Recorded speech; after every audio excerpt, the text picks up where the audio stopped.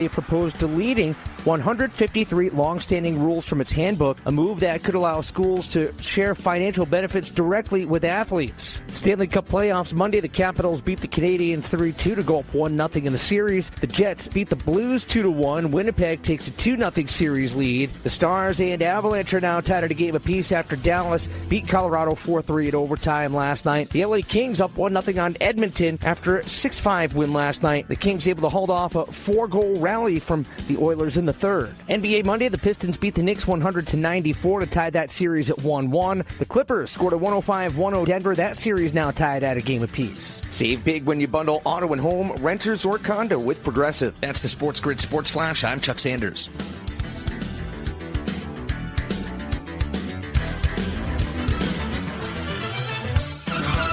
Progressive knows when you're in your RV, you're already on vacation. That's when you become Vacation You, who just camped where there's absolutely no shade. Even though regular you burns easily. In fact, Vacation You burns too, but is too stubborn to admit it, which is why regular you gets in trouble at the dermatologist, because Vacation You doesn't do doctors. So bundle your RV with your home or auto policy and earn an automatic discount from Progressive. And spend the savings on the both of you. Progressive Casualty Insurance Company affiliates and other insurers. Not available in all states or situations. When you're hiring, have you ever felt like you're missing out on meeting great candidates? Well, they're not hard to find when you go to ZipRecruiter. ZipRecruiter helps 10 million people with their job search every day. People who are actively looking for jobs like yours. So it's easy to find the right person fast. 4 out of 5 employers who post on ZipRecruiter get a quality candidate within the first day. Try ZipRecruiter for free at ZipRecruiter.com/free. That's ZipRecruiter.com/free.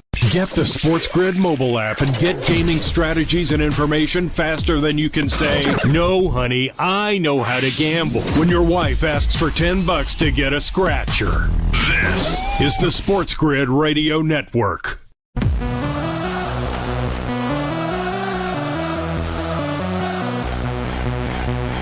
The only place in football where the offense is always on the field is on Moneyline. With the two best hosts in radio, Donnie Rightside. If anybody wasn't watching, listen, I don't know what you were doing. And Kevin Walsh. Forget act like you've been there before. On the SportsGrid Radio Network, SiriusXM Channel 159.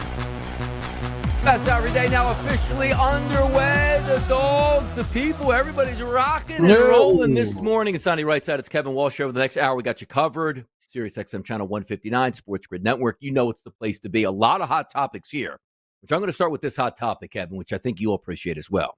If you're watching on the radio side or on the TV side, you know, when you watch me on the early line or whatnot around the networks, I do have one Super Bowl trophy, Kevin, in the background. The Philadelphia Eagles won the Super Bowl against, Super Bowl 52 against the New England Patriots. One of the best times I've ever had in my life. Well, I just got word this morning, Kevin, that my Super Bowl 59 Super Bowl trophy is completed. It's finished and will be sent by delivery. So we will have 2 of those bad boys in the background. And, Kevin, I'm kind of disappointed in you. You got the man cave. You got the room over there.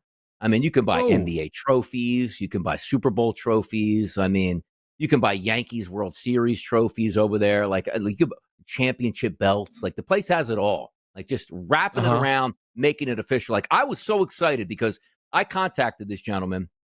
He's right after the Eagles won. I couldn't find, the funny part about it is I couldn't find the other guy that may be my last one, but this one is also an official maker. But it looked like he took a little bit of time. Hadn't heard back in the past couple weeks. Like, hey, what's going on here? Got the email. It's ready. Where do you want me to send it? And I was like, finally, I can change the background to get the twins in the background. The 2-time Super Bowl champion Philadelphia Eagles will be represented accordingly at your boy DRS's house. Yeah, look, I'm happy for you. It's kind of your thing. What a beautiful day. You've got it established back there. So that's fantastic. Look, I mean, as far as me putting things in certain spots, that isn't going to be as disappointing as this bit of information. You're going to be disappointed in me on this one. I'm disappointed in myself. Okay. I went back and forth for so long on what I exactly wanted that I still have ordered nothing related to the Eagles winning the Super Bowl. Yeah. I have not bought a shirt, a hat, a hoodie, a poster, a picture, not one. I had a cart that was laughably long. It's a beauty. It's a beauty. Here's the thing. That will be corrected at some point. It will be. That stuff is still there. But yeah, that's the one I have. I have to get the second one. Yep. But okay, but let me just feed into that. You are right about this because I've been waiting for the Super Bowl trophy to hit the background here because I here's why because I want it to be shown prominently, like when I'm on TV. That's why it's like there's a choice where that Super Bowl trophy. I have a huge, covers the entire wall behind me, and there's other things out there that when you see like the setup on TV, it looks right. So whether you're talking like let's just say on the early line and I get my solo shot or just not, you always see the Super Bowl trophy. Now, here's the issue I have, Kevin, because I think it would look fantastic, even one Super Bowl trophy one side and on the other, but I would block the other side.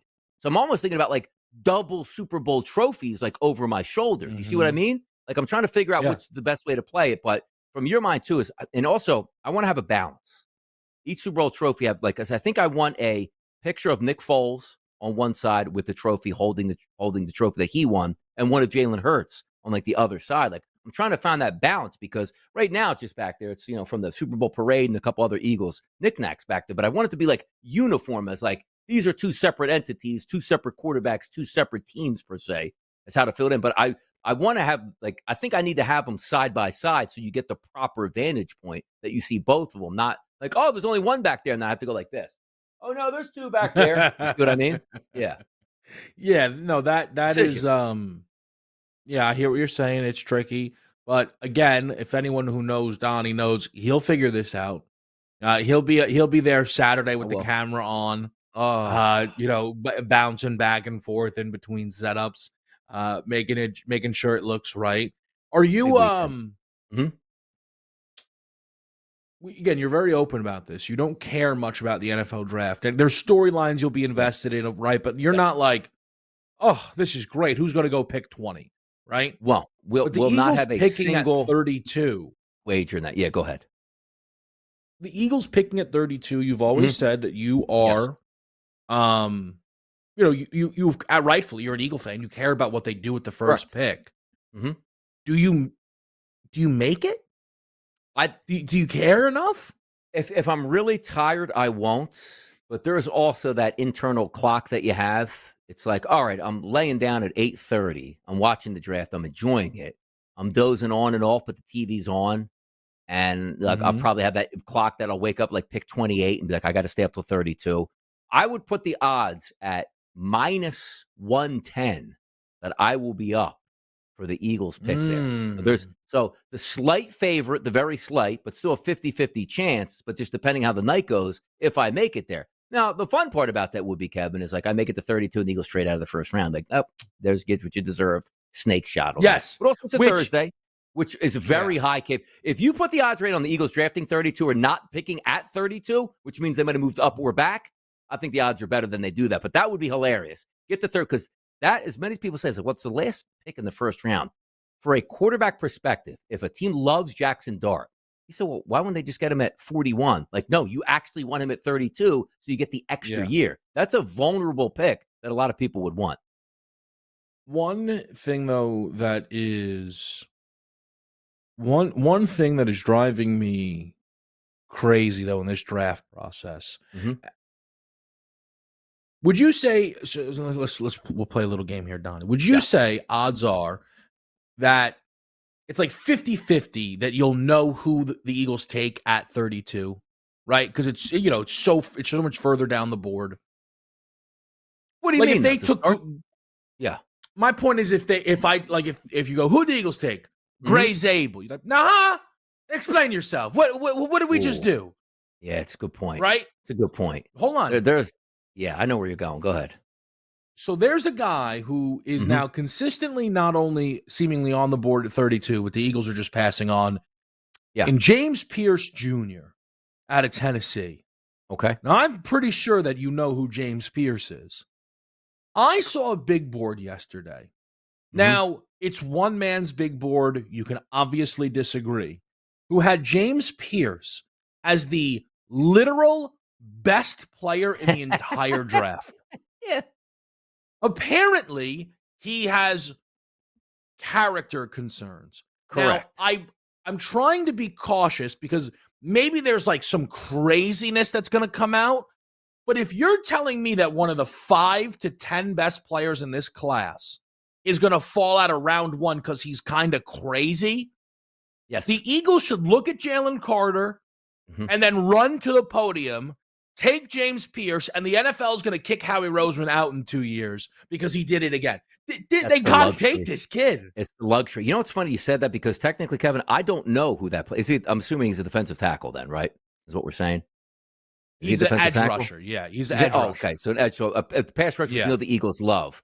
Because I think I saw, a good friend of the program, BMOC, put that name out there the other day. And I didn't recognize the name. And now that you say it, but somebody immediately jumped on the timeline and was like, a lot of teams don't even have him on their draft board 1 through 7 round, let alone the first round.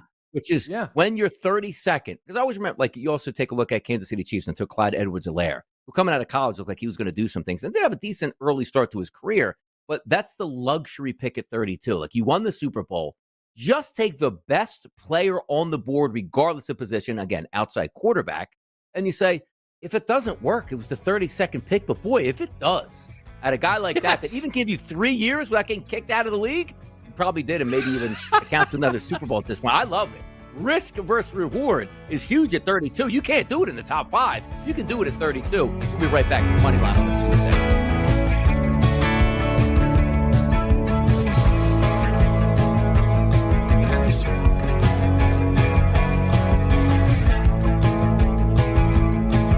Download the SportsGrid mobile app. Just do it. You might as well get it. We're not going to shut up about it until you do.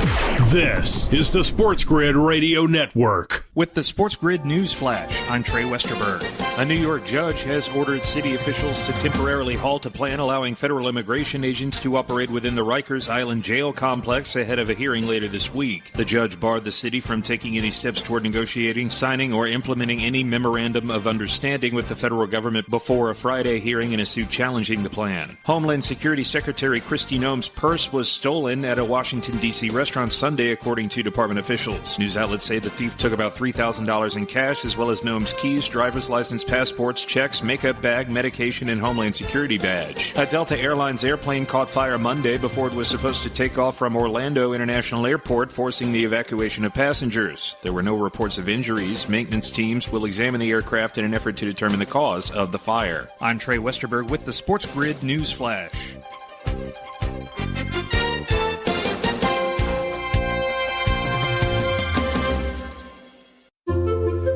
When you partner with CDW, your people get more out of technology.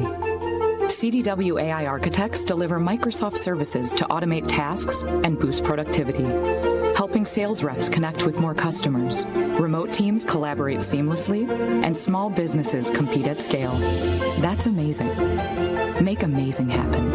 Microsoft and CDW. Learn more at cdw.com/modernwork. Protect your home and auto with a bundle from Progressive so you can stop worrying about them and invent new things to worry about, like snakes in your bedroom. Sure, that sounds incredibly irrational, but now that we've mentioned it, you are a little worried. The odds of one snake, let alone snakes plural, are so slim. But you might want to check. Oh, you're not near your bedroom. Guess you'll just have to sit there and worry about it. So let Progressive protect your home and auto, because you've got enough to worry about. Progressive Casualty Insurance Company, affiliates, and other insurers. Not available in all states. Let's make something crystal clear. The winning edge has nothing to do with increasing good luck. Luck has nothing to do with it. It's sports gaming strategies and information. You want luck? Flip a coin. You want to win? Flip it here. This is the SportsGrid Radio Network. Danger Zone. That usually means Moneyline. It means Kevin and Don are here rocking and rolling through the best hour of your day. Breaking news here. Milwaukee Bucks tonight. Damian Lillard will be back in the lineup for game number 2, which I explained to Ben Stevens. I hope that's the case because I love the Indiana Pacers even more now with that spread dropping to 3.5 at some other outlets here. So let's talk some NBA action, which, again, watching the playoffs, a lot of fun. The games really matter. And I had a very good day yesterday, whether it was Major League Baseball or was just talking about the NBA and handicapping on what I thought was going to happen. And I always talk about, Kevin, like the zigzag theory. It's not something that you just bet like nonchalant and I'm just going to roll with it and see what happens. Like there are instances that I like, and we'll talk about that more with the games tonight as well. But last night, Like, I watched the Pistons, which was a sort of a tough handicap. I did take the Pistons getting 7. They won the game outright, 100-94. But I just wanted to say, how's this younger team, Kevin, that doesn't have a lot of playoff experience, going to handle itself after blowing that lead and getting dominated in the fourth quarter? 25-18. The minute I saw that score, I said, you know what? Not only am I in good hands for the +7, I think there's a legitimate chance they can win, which means the head coach has the player's mindset correctly here. And also the New York Knicks, hey, what are you doing, man? That's the time where you're supposed to really put that foot down. They played well the rest of the way. Dennis Schroeder, huge three-point shot late in that game. They win at 100-94. But now, Kevin, I look at the series myself. The Knicks are such an overwhelming favorite still.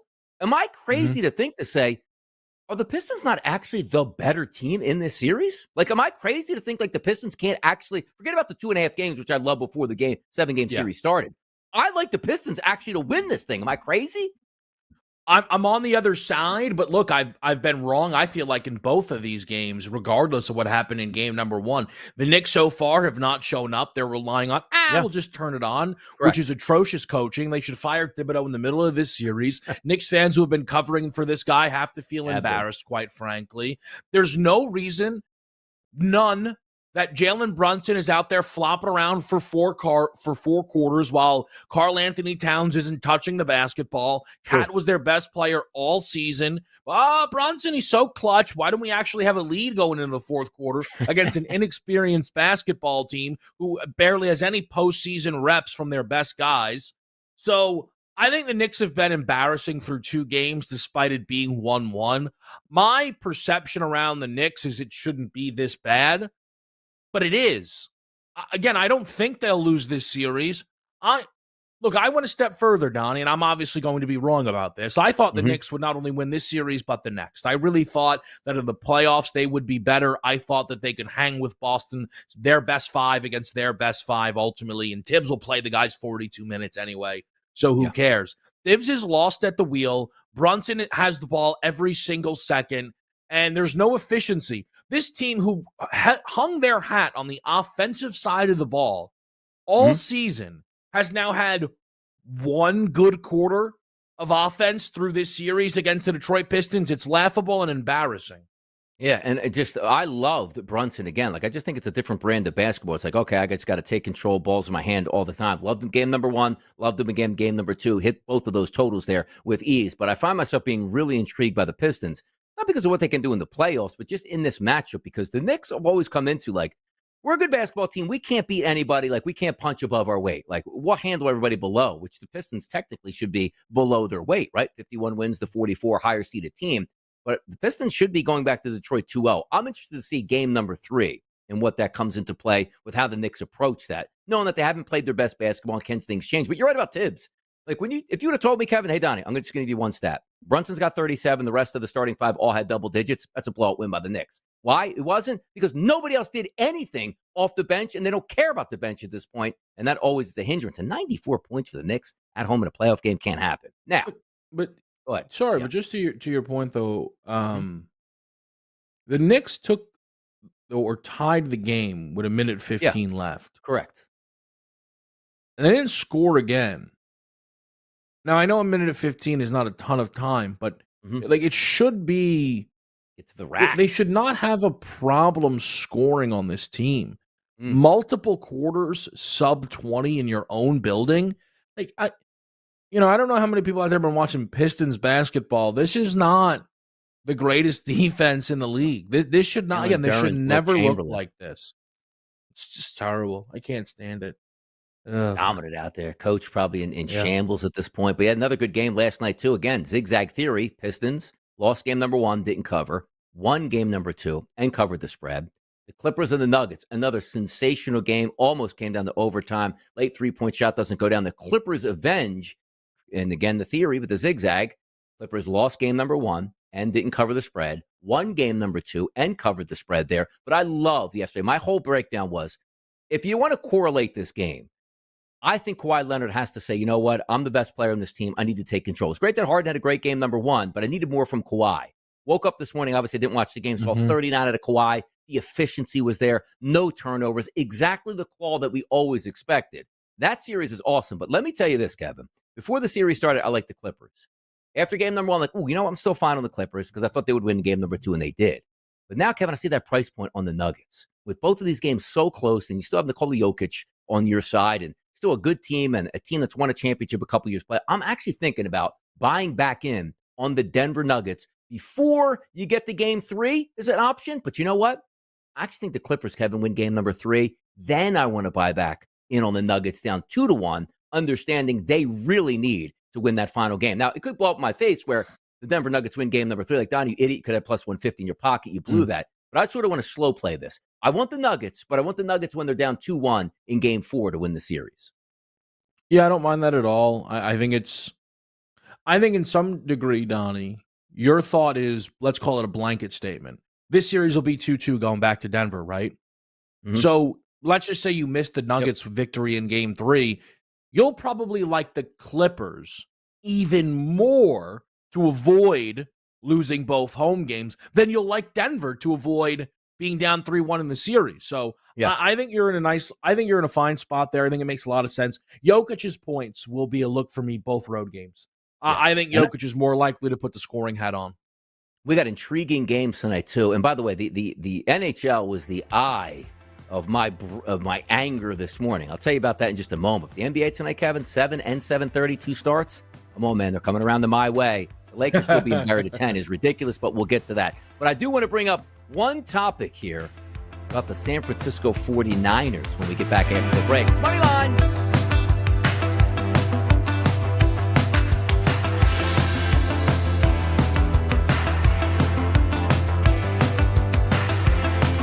Get the SportsGrid mobile app. It's much easier to carry than your lucky horseshoe. And you won't get stopped at the airport. This is the SportsGrid Radio Network.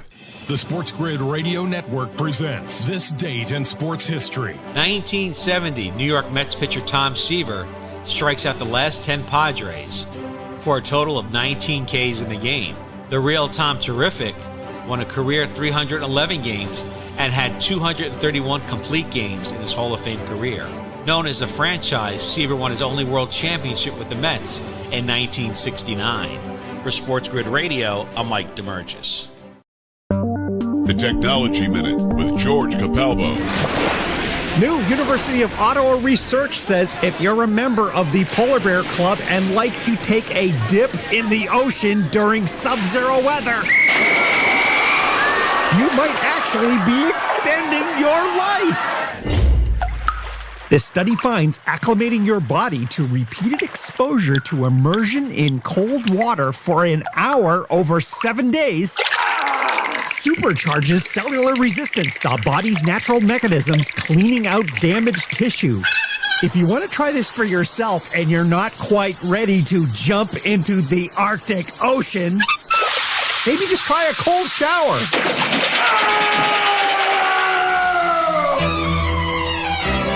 Follow me at G Capalbo on X and stay tuned to The Technology Minute for more cool stuff like this. Football Full Circle. We're 3 days away from Thursday's draft. We still don't know about Aaron Rodgers. The Pittsburgh Steelers look like absolute fools heading into draft day to put themselves in this type of position. And the team's pumping up Tyler Shook as he's the second coming of Joe Montana. It's one of the worst draft classes that we've seen maybe over the last 5 to 7 seasons. It's Football Full Circle with Ben Stevens and Joe Lisi. Weekdays noon Eastern, 9 a.m. Pacific on the SportsGrid Radio Network. There are too many people addicted to their phones these days, unless it's to look or listen to the SportsGrid mobile app. In fact, you should delete all your apps but ours. Your wife texts you too much anyway. This is the SportsGrid Radio Network. What are we waiting for? Hit you with a little teaser. We're going to get to the NBA action. I'm going to get to my anger with the NHL in a second, but I did want to talk a little bit about NFL football because the draft is coming up, K-Dub, this Thursday. We're excited for it. I don't think we're getting any trades before, but we are getting word out that, hey, people are calling the Browns for the number 2. Of course they are. Put it this way. Howie Roseman has called the Browns for the number 2 pick just to check in and see what the price is going for, just to file that away for something. Can we just hang on this for a second? I know you have a lot you want to get to, but that comes out. I'm not taking a shot, by the way. I like Peter Schrager. I think he does really good work. Mm-hmm. Peter Schrager's like, look, it is factually true. This is this will help us generate some buzz heading into the draft. Is it because Donnie, they should have been getting phone calls throughout. Are the Browns and Giants a little more willing? Like, No. what is your read on why this is a story 2 days before the draft? It's not. It's also like, it's not engagement farming. That's the wrong term to use in this. But if you are just a beat writer and not a lot's happening, like you can sort of get some buzz off of your Twitter timeline. You know, the ESPN's going to like that. Hey, I'll put out this report. Understand this. Every single team has called about every single team in every single situation every single year of the draft. The Titans are getting calls right now. And again, I joke about like Howie Roseman has Jalen Hurts as his franchise quarterback who just won a Super Bowl and the MVP and has tied up the big money. He's still calling Tennessee by saying, what is it going to take to get to number one? Just because you're doing homework to file it away for, even if it's not this year or 5 years down the road. The same thing with, you telling me like the Titans are like, we are going to draft number one overall, we're taking Cam Ward, which we know they are. Just shut the phone lines off. We're never going to hear anything about it, and we'll get to the draft and we'll draft our guy. No, it is your job as a general manager just to get the feel of what it's going to take, what a team would have. And at the last minute, if some team goes like, look, I know this is crazy. How about 4 number ones for the number one pick? They go, I better listen to this. Like, you're always going to make those calls. The same thing that the Eagles are making calls to the hey, anybody want to get in the 32 just in case there's a quarterback, just to put the preliminary numbers together before draft night. Because contrary to what people believe, the fifth pick, let's just say the fourth pick is the Patriots. The first time the Patriots ever hear from, let's just say, the Raiders will not be on draft night. They've been laying out the groundwork for top 10 teams. Like, if I want to move up or down, let me open the lines of communication. Let me get a shell of what we think it's going to be, because for 5 minutes, you're not going, hey, what's it going to take? Well, how about a 1 and a 3? No, how about a 1 and a 4? I don't know. Like, you already have the semblance of, here's what it's going to take. Now, if we just need to put the screws to it, we can. So everybody's calling everybody. So I think there's my wonder, though, is your point on Tennessee, right? Mm-hmm. So the Titans are getting phone call. But ultimately, Donnie, if you're taking a quarterback, you're not going to budge off of it, right? Correct. Like, it's not going to happen. Mm-hmm. I wonder if Cleveland is getting offers that they are surprised by. I wonder if the Browns are like, look, we were going to take, two-way Travis, which we think is awesome. But I don't know, maybe we can't pull this off. We're not in a good spot. Let's be honest with ourselves, right? We're not in a good spot. Stefanski's won multiple Coach of the Years. I don't know. Like, him being fired just doesn't even make sense to me. Yeah. So maybe they're saying, you know what? If the Bears are dying to get up here for Abdul Carter, get in front of the Giants, if the Raiders are dying to get up here for Travis Hunter because Brady is positive this kid's going to revolutionize football, sure. We thought those talks would die down. We've put out there, we're taking Travis. We've put out, like, I don't know why these talks, and it's clear that these teams are maybe more willing to get involved than we thought. And I think one of the fascinating things about this class is the drop-off from Hunter and Carter to whomever will follow. Correct. Does seem to be consensusly viewed, Donnie, as completely different drafts. Yes. Like, you're going to get a defensive tackle, a lineman who's very good, but you are talking about quarterback changing the life of your franchise, which is number one in Cam Ward, who's not the best player in the draft. He's the best quarterback in the draft. That's why he's going 1. But then, like, a guy, look, let's just say Travis Hunter, what do you think is a wide receiver or cornerback or not? That's a plug-and-play guy that you expect for 10 years to be a very good NFL player. And Abdul Carter, as one of those freak pass rushers where you just press a button and say, go get the quarterback, and he's better than everybody at doing it. Like, I don't think you can lose in the top 3, which is interesting because Cleveland and New York actually sit in really good spots outside of, man, we really want a Cam Ward. We can't get him here. Well, the prize is not like, well, let me just take a defensive tackle we think is going to be good. Like, you might have generational players at 2 and 3, which helps, which then also helps you. If you're not sold, you can bail out of that spot and get extra first-round picks, extra second-round picks, just to drop down 2 or 3 spots, then take a player who's still going to be good. Moneyline, more NFL talk next, and some NBA.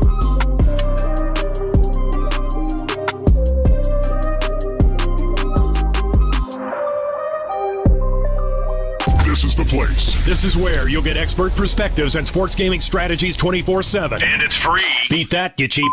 This is the SportsGrid Radio Network. Progressive presents the SportsGrid Sports Flash. I'm Chuck Sanders.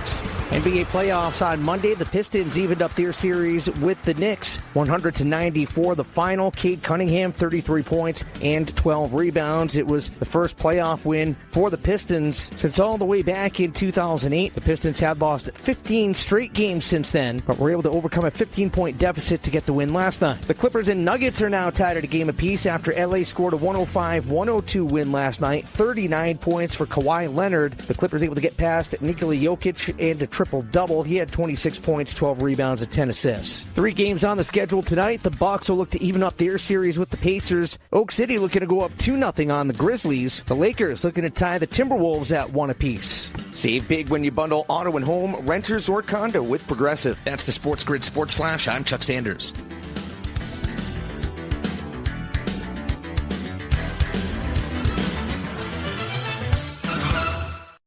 Listen up, fellow Gen Xers. Elizabeth Banks here. The recommended age for pneumococcal pneumonia vaccination has been lowered to 50 and older, even if you're healthy. It's up to us to lead the way. We've done this before. Music videos, fanny packs, even the World Wide Web.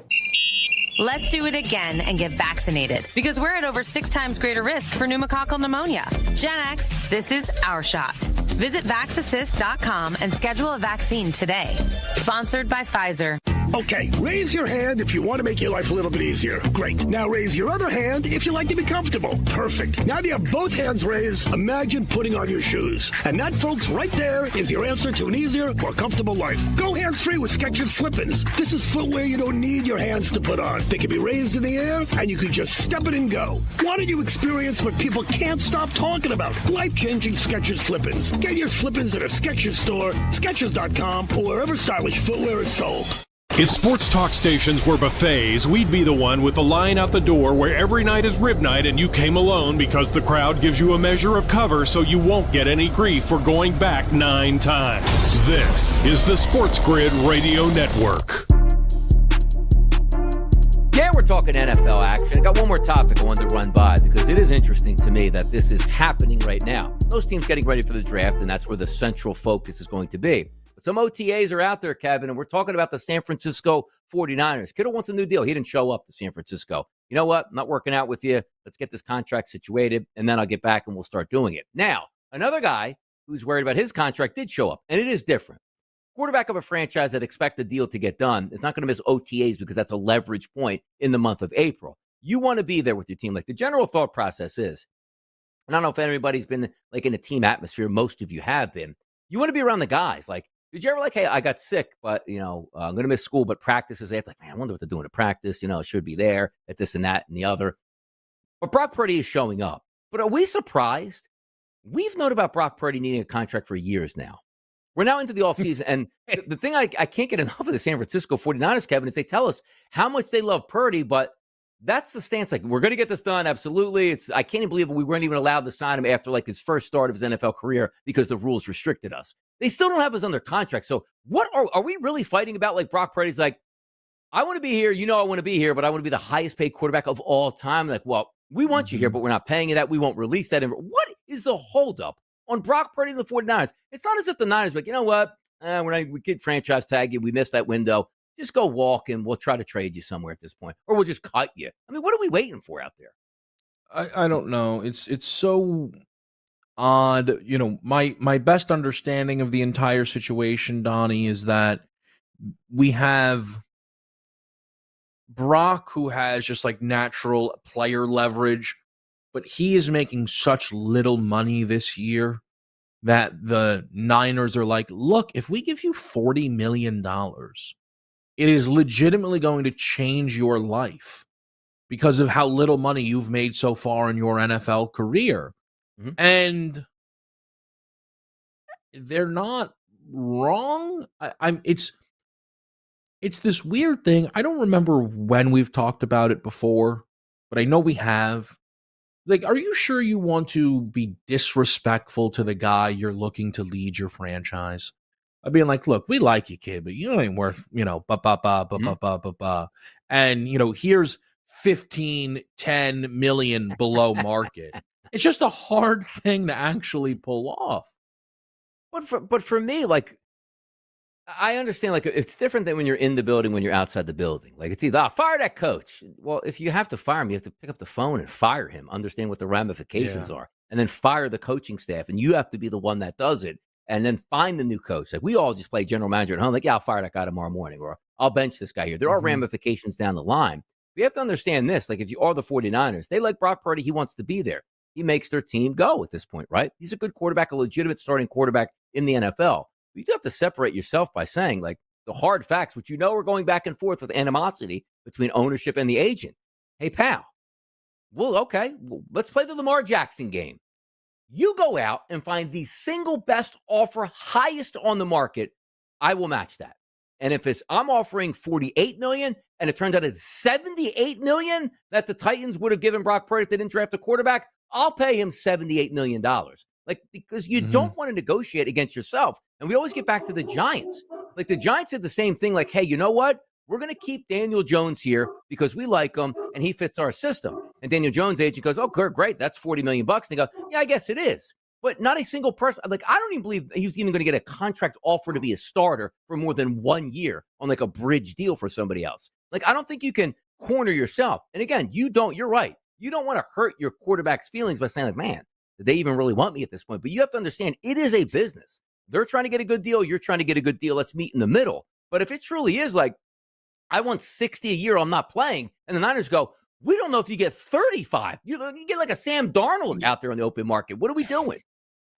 That's the problem. Is this feels like it could be the record for furthest apart team against player. Brock should be asking for reset the market money. And the perception around Purdy is he shouldn't touch $50 million, which is really interesting. I can't tell if the Niners see Brock Purdy as he's not worth it, or we think we can get away with paying him less. I think those are very different things. Ultimately, if you think a quarterback is worth $50 million, the way everything resets, you can call me silly, you just pay him $60 million. And with the way everything resets, it is what it is. But if they are like, look, I don't know. Like, we like him. He gives us stability. We're, the true number for a player like him is 40 to 45. If we have to go a scotch higher, we will. But we're not going more than that. Because that's a really interesting bucket, right? Could they do this? Or though? Yeah. Go ahead. I was going to say, you know what? Let's Dak Prescott you. Play out this year, $1 million. We're going to slap that tag on you next year. It might be $60 million, but we'll pay that because if it doesn't work out in our favor, it's not $280 million guaranteed. No, we're not going to slap you the next year because that turns into be $90 million for 1 year, and you can't do that. Is there a time that you can do that though? Go ahead. Let me ask you this. Do you think there is a world? I would say that there's no chance the bottom drops out of Brock Purdy at this point. He's going to be in San Francisco with Kyle Shanahan. I think we've been waiting forever for Brock Purdy to look like one of the 10 worst quarterbacks in football. That's not going to happen. I don't think them giving him any amount of money is like with the Daniel Jones thing, right? Like we were like, all right, let's see if this is real. Sam Darnold, right? Let's see if this is real. I think Purdy has now been in charge of the Niners at the quarterback position long. He's going to be what he is. It's just this debate that still goes on of how much credit does he deserve? Yeah. But he's much better than Jimmy Garoppolo ever was. He really is. You can look at all the statistics. I understand Jimmy went to a Super Bowl and lost. I understand Jimmy went to a conference championship game and lost. Brock's got those, on the resume. I get that. But Purdy is better than Garoppolo. Just is. Yeah. No, it's just it hasn't come to fruition on the contract where it's going to be just such a lightning rod. Either like, oh, they got him cheaper. Oh, wow, they overpaid him. I don't think there's going to be anybody who goes like, yep, he got exactly what I thought he was going to get. Like, I just think like his contract negotiation is so fascinating of where it winds up because you still are fighting like, yes, like if Brock Purdy went number 1 overall 4 years ago, nobody would have any issue. Like, he's the best quarterback in the draft. Like Johnny Manziel's like his same size per se. but a little bit quicker, but got drafted higher. Like, yeah, Manziel deserves to get top of the market. He's number one pick here. Let's see what it goes. Like Trevor Lawrence. Trevor Lawrence hasn't been all that sensational in the NFL, but it's like, hey, you got a big contract. Why? Well, he's your franchise guy, and he was number one overall. This is what you get. The fact that he was like barely drafted holds him back. The fact that his physical stature isn't that big holds him back. The fact that he's with Kyle Shanahan, who, correct me if I'm wrong, had some bad quarterbacks in the past who didn't put up any numbers and or any wins. And it's like, well, anybody can do it. Well, Nick Mullins would be your starting quarterback right now. Like, that's not the case because you still do have to have talent to operate in the pocket and way go. Well, he has McCaffrey, and he had Ayuk, and he had Debo, and he had Kittle, and an amazing defense, and a good offensive line. All plays into it. But he does get shortchanged just by his physical stature alone. I can't wait to see what he actually gets paid, or if it's one of those where we are going to announce that before the draft, and away we go. But he showed up to OTAs. Kittle did not. Draft on Thursday night. So building into the draft, 1 is off the board, 2 looks like it's off the board, and the same thing with 3. Yeah. So let me just ask you as a preamble while we head into the next, segment. Do we think we are getting any fireworks in the top 3? Or is it just so simple that nobody's going to make a trade? Because I'm taking almost like Tennessee off the board. I don't think they're moving anywhere. But 2 or 3, Kevin, do we see a trade on draft night or before draft night for one of those spots? I don't think so. I don't. I think it would make way more sense for the Giants than the Browns, but ultimately, I think the big 3 are going 1, 2, and 3. The big 3. All right. Let me get my anger out of the way for the NHL, and let's handicap some NBA action. A triple header, people. Up next.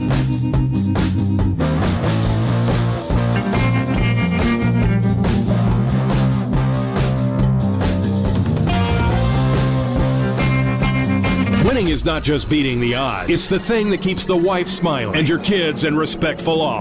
Oh, Father. Now cut that out. This is the SportsGrid Radio Network. Progressive presents the SportsGrid Sports Flash. I'm Chuck Sanders. Stanley Cup playoffs on Monday. The Capitals beat the Canadiens 3-2 in overtime to take a 1-0 series lead. 2 goals and an assist for Alex Ovechkin. The Jets took a 2-0 lead over St. Louis with a 2-1 win last night. Mark Sheffley had a goal in to help her. The Stars and Avalanche now tied at 1-1 after Dallas beat Colorado 4-3 in overtime. LA able to hold off the Oilers, who scored 4 times in the third period, but the Kings scored a 6-5 win to take Game 1. Tonight, Carolina looking to go up 2-0 on the Devils at home. Toronto hosting Ottawa. The Maple Leafs up 1-0. In Tampa tonight, it's the Panthers and Lightning Game 1. Then Vegas looking to go up 2-0 on Minnesota. NBA Monday, the Pistons beat the Knicks 100-94 to tie the series at 1-1. The Clippers even their series with the Nuggets 105-102 the final. Save big when you bundle auto and home, renters, or condo with Progressive. That's the SportsGrid Sports Flash. I'm Chuck Sanders.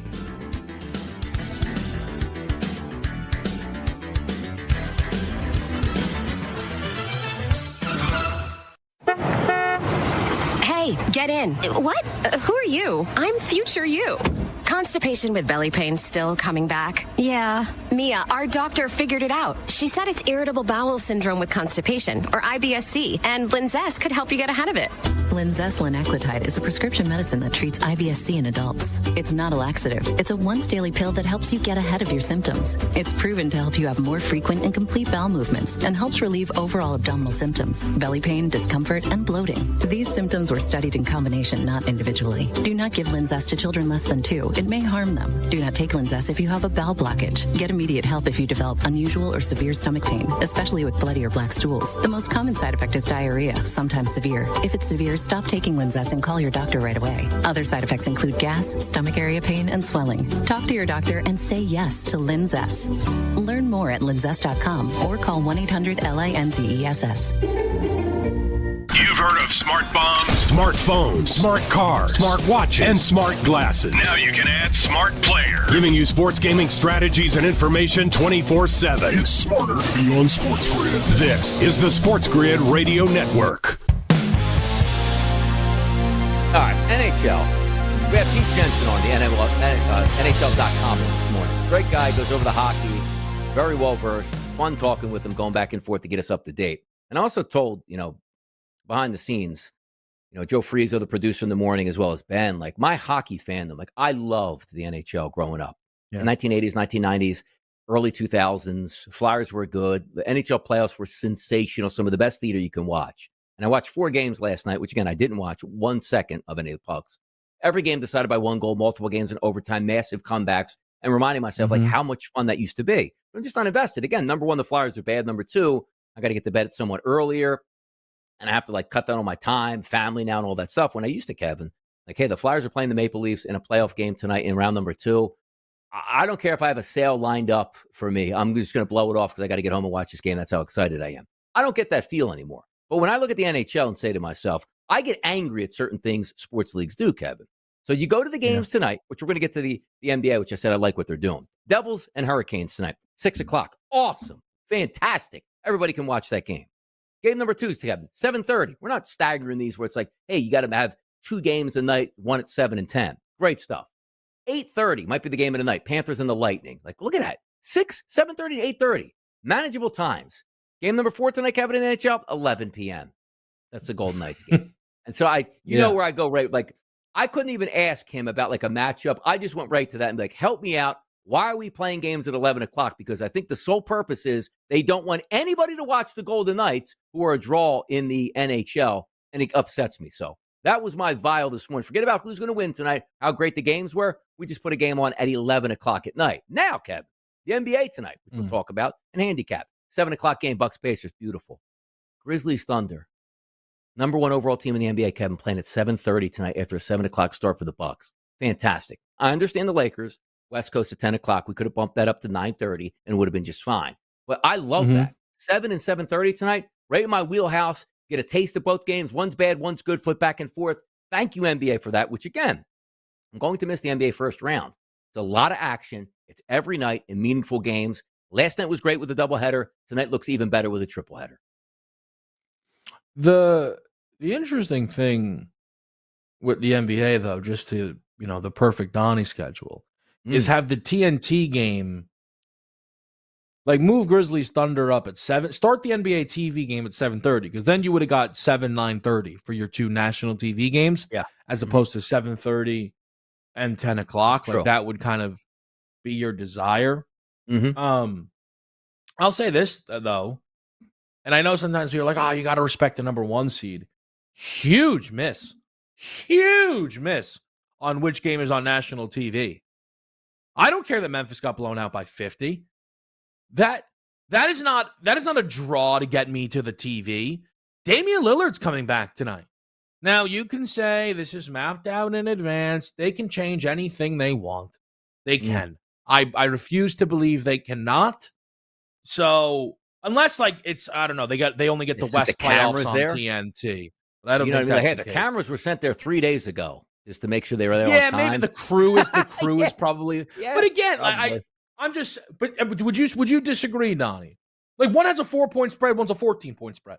Yes, correct. Like, you would think the more national draw would be. And again, it's a shame. No, I guess it is a knock on the Thunder. But if you were lining all 3 of those games up, like those 2 games, same time, major networks, like nobody's getting banished to any network. Like, one is on Fox, one is on NBC. The Pacers and the Bucks would get more viewers than the Grizzlies Thunder.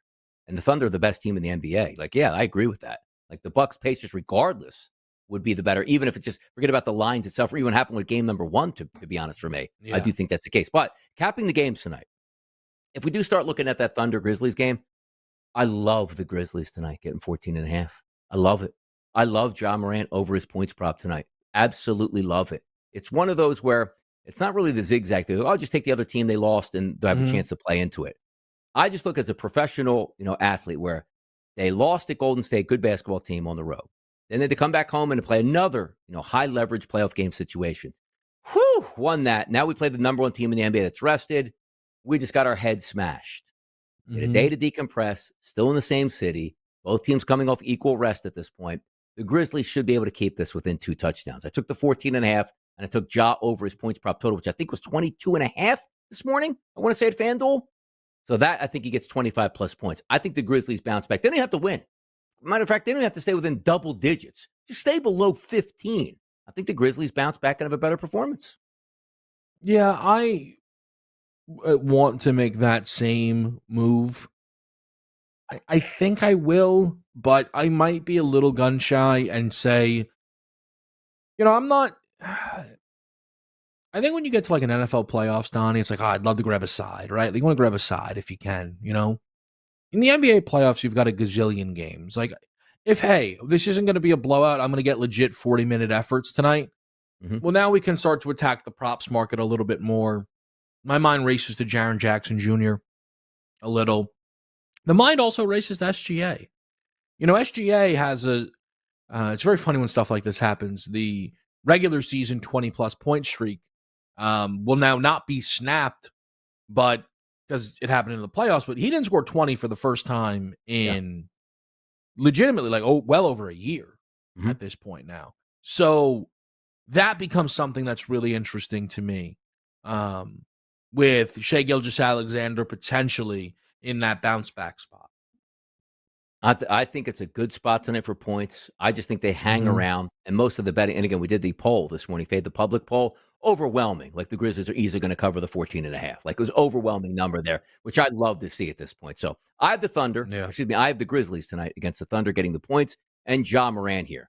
Now, we have one segment to go. We'll just start to tee this up because we'll talk Bucks Pacers in a moment. But Timberwolves Lakers, I think, is fascinating.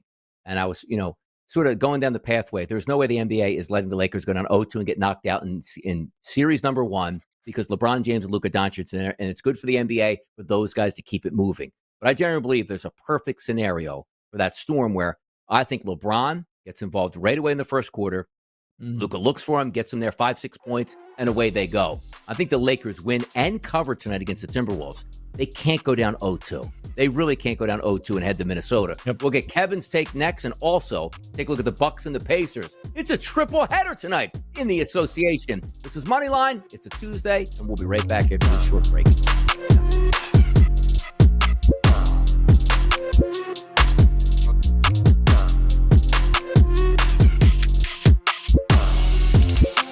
Get the SportsGrid mobile app and you'll never be alone. Take the latest episodes of your favorite shows with you anywhere. This is the SportsGrid Radio Network. The new SportsGrid app is now available on iOS and the App Store. Experience the ultimate sports betting companion that provides personalized content from your favorite hosts. In-depth matchup previews, game and prop picks, live odds, stats, scores, and more. All in one place. And of course, on the SportsGrid app, you can tune into our live television and radio coverage anytime. On the go, wherever you are. Download the SportsGrid app on the iOS App Store now. It's smarter to be on SportsGrid. For anyone who's worried about back taxes, has not filed tax returns, and doesn't know what to do next, stop and listen. Not filing your taxes can have severe consequences, especially in this political climate. Now that COVID is over, the IRS is getting aggressive, massively increasing enforcement and collection efforts. With politicians making all sorts of promises, especially when it comes to taxes, hiding and not dealing with your taxes will cause you harsh legal and financial ramifications. But right now, the IRS offers forgiveness and writes off a massive amount of tax debt. The Tax Doctor offers a free service that helps people get out of IRS collections and back in good standing with the government. Don't hide or bury your head in the sand. Take advantage of our free service. Call now to learn more. 800-816-4492. 800-816-4492. 800-816-4492. That's 800-816-4492. The early line. Tell me about the devastating effect for the Pistons saying, we had this game. You had it simple away, and it was campaign on ice, and he served it cold in the fourth quarter. J.B. Bickerstaff took Kate Cunningham out up by 5, and I'm like, that's dumb. Like, just burn a timeout and get their life back. It's the early line with Ben Stevens and Donnie Rightside. Weekdays, 8 a.m. Eastern, 5 Pacific on the SportsGrid Radio Network. You've searched, and now you found it. A mostly peaceful oasis in the sports talk desert, where one multi-platform giant shines like a lighthouse on the calm ocean. Nice metaphor. That network is SportsGrid. This is the SportsGrid Radio Network. Right back at it here. Final games, and we're going to talk about Lakers and the T-Wolves tonight. Look, conspiracy theorist Donnie Rightside says there's no way the NBA is going to let the Los Angeles Lakers lose round 1.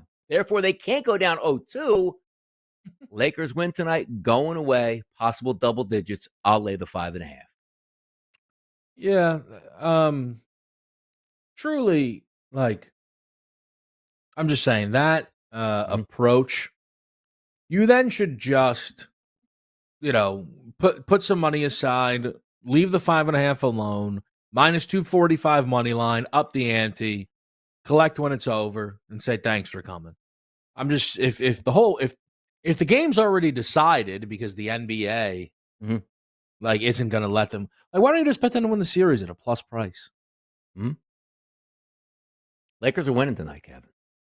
How do you feel about it? How do you feel about the Lakers? Now, the joke this morning was that does BATR go away if the Lakers get eliminated round one? We just move on to baseball. What happens? Is that true? No, Am I hearing that wrong? I don't. How do you enjoy the rest of the NBA playoffs without LeBron? Goodness. Any more? I think I'll be all right. They got eliminated last year in round number 1. I think I'll be all right. Now, would the rest of the BATR just be like, where does LeBron land next year? Because it's clear he can't be in LA. Like, you can have fun all summer with that one. I actually think that they are a really fun off-season team. I'm also interested. All right, so here, look, again, you took us down this road. Do you believe that whenever it is LeBron's last season, he will tell people heading into the season?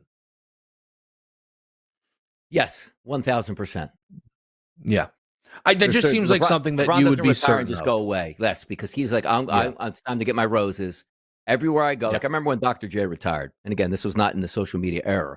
Every single place he went, same thing with just like, I think Kareem Abdul-Jabbar as well.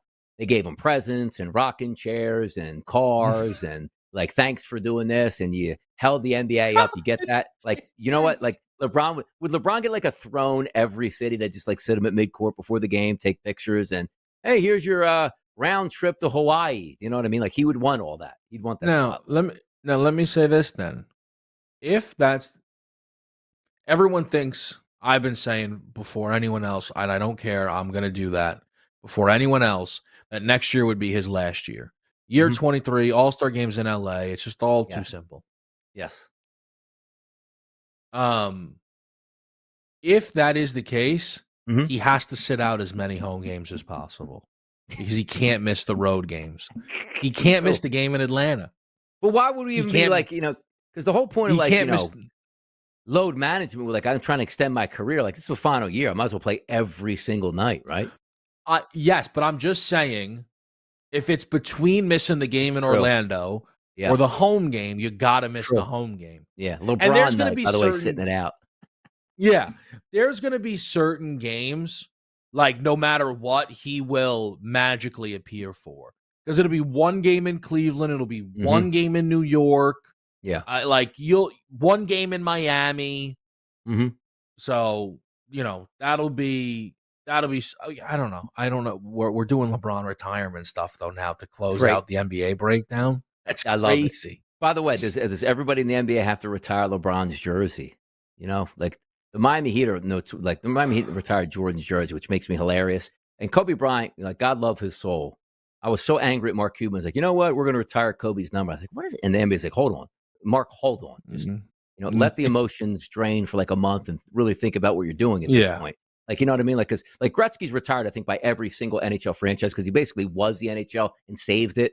I wouldn't even be upset if like they retired Jordans, but then you would have to retire Bronze at the same time. Like, what do we do? We retired the Sixers retired LeBron's number. Like, you know what I mean? It doesn't make any sense. By the way, I've really come around on your numbers thing. Someone the other day, Abdul Carter, tweeted out number 56. Yes. And I was talking with a Giants fan. I was like, what if he wants Lawrence's number? Yeah. And he's like, no. How dare? Are you kidding me? But I actually think one of the coolest things in sports, and I'm an Eagle fan.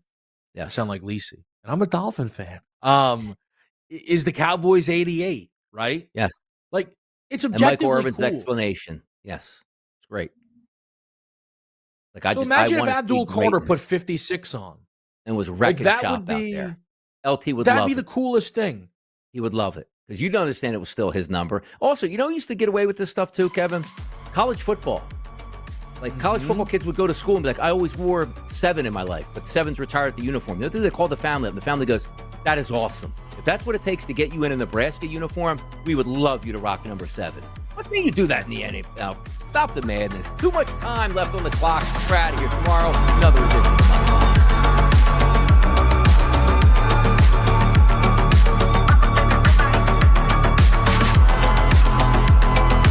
Ask any woman and she'll tell you all men are afraid of commitment. Clearly, she's never been a SportsGrid listener. Passed Nikola Jokic and a triple-double. He had 26 points, 12 rebounds, and 10 assists. 3 games on the schedule tonight. The Bucks will look to even up their series with the Pacers. Oak City looking to go up 2-0 on the Grizzlies. The Lakers looking to tie the Timberwolves at 1 apiece. Save big when you bundle auto and home, renters, or condo with Progressive. That's the SportsGrid Sports Flash. I'm Chuck Sanders.